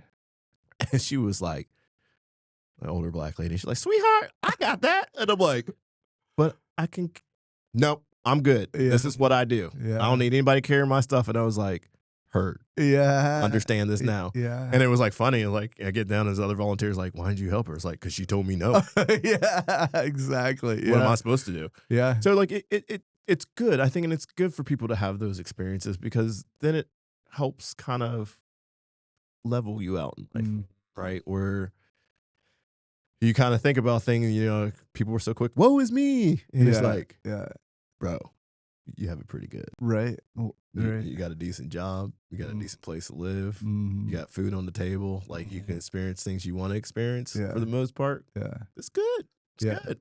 The other take that I have on it is I think one, it'd be very few people that would actually like pick up it professionally, let's say, but able-bodied people, that is. And then two, I think anybody that plays, it would spread awareness. So I've had several people on my podcast that got injured or like when they were fairly young, and they didn't find wheelchair sports until late high school, early college. Yeah. And I think wheelchair sports are so needed for the disabled community.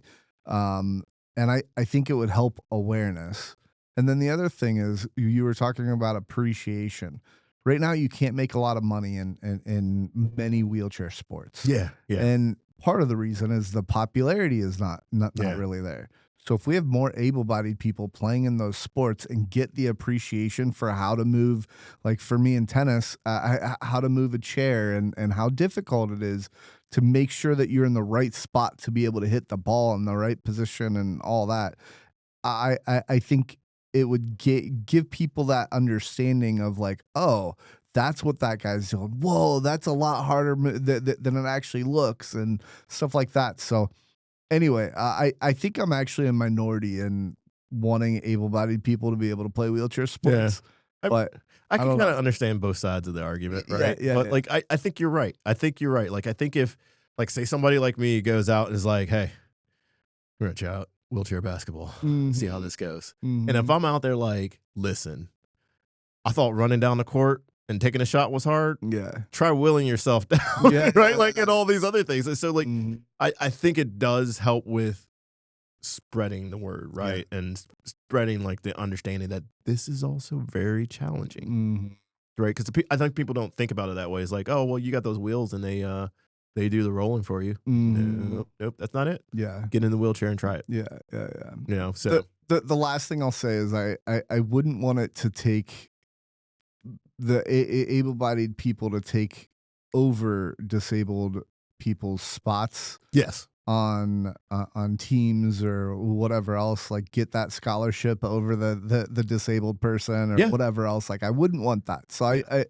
I think there's a solution for that and still allow able-bodied people to play. I mean, So, I will say just the opposite as well. Like, hey, you know, if it's a sport that someone who's disabled mhm, can play, but not mhm. maybe play as the same way, add them to your team. Yeah. It's, you know, Yeah. see how that goes. Mhm. Can you interact Yeah. with them? Right? Mhm. Like so I think I think it goes both ways. Yeah, I tried out and made my able-bodied high school team in a wheelchair. Yeah. Um, Awesome. Yeah, there you go. yeah, yeah. Okay, so that's it for the disability segment. Thank you for entertaining me on that question. It's a fun question. That is Okay, so in closing, what's one thing you hope listeners take away from our conversation today? mm, practice patience Mm, and use food as medicine. mm, I like that. That's short and sweet. Okay, do you have any socials or anything that you want to shout out? Uh I don't even know what my socials are because I actually don't spend that much time on them. Okay. I If have them all, if but you want people to follow you or know where to find you, let me know. I okay, can yeah, put it in the description. yeah, I'll send it to you. I'll send it to And you. then Yeah, go from I'm there. on Facebook and Instagram and all those other ones. I just don't go on that much because there's too much garbage. Yeah, yeah, yeah. I like That's to fair. curate it for myself. Yes, I wish you could curate those more, but Yeah. unfortunately you can't. But oh well, okay. So I just want to say thanks for coming on. It's been a blast of a conversation. When I texted you like, "Hey, send me a quick bio of who you are," I was like, "Oh my gosh, I love talking about these things." So it worked out perfectly. You're a fascinating person. We've gone for 3 hours and 7 minutes. Yeah. So is there anything else that you want to mention before we close out? No, I just want to thank you for having me on, and it's awesome that you're doing this. I think I can't wait for this to blow up because Yeah. it's the right thing. Like it's one of those things where like you can hop on social media and you can go on all these podcasts and like yeah, you get the famous people and they do the in depth stuff, but Mhm. it's the average person Yeah. that you want to like. Oh, they are dealing with the same stuff I'm dealing with, Yes. right? On Yeah. the same levels, where it's like yeah, I'm sorry, I don't have, you know, all the money and fame to open doors for me. I'm Right. just a regular person who's trying to fight through life. Right. So, I appreciate you. I hope if I make it, if or as an interviewed person would say, when I make it big, There you go. I hope that I don't lose that. Yeah. You know, like I want to be interviewing like anybody and everybody, Yeah. and um I'm sure there's complications with that of like I don't know if there's fame or whatever else, but like yeah, like people people's journey is is unique to them, right? Yeah. But it's not as unique as like someone who thinks they're alone in this journey and stuff like that. It's they're not alone, and Yeah. I want to show that to the world and get everybody to hear various voices of individuals and the journey that they're on and in hopes that they can relate to that and help themselves out with their own journey. Yeah, man. So Yeah. Awesome. anyway, I really appreciate it. It's been a blast of a conversation. So thank you so much. And everybody, thank you for joining the Rolling Forward podcast. If you like what you heard, hit that like button, subscribe, and drop a comment. I want to hear what keeps you rolling forward, or my next T-shirt idea, or something you heard today that stuck with you. I'm for it all. And if you want more shirts like this, saying Wheelchair Mafia or other funny shirts, you can join the Wheelchair Mafia if you go to rollingforward.printful.me, and you can pick up a shirt there, or check out my other designs. And if you've got a story worth sharing, reach out. I'd love to hear from you. Maybe you'll be my next guest. Until next time, keep rolling forward. Thanks, everyone.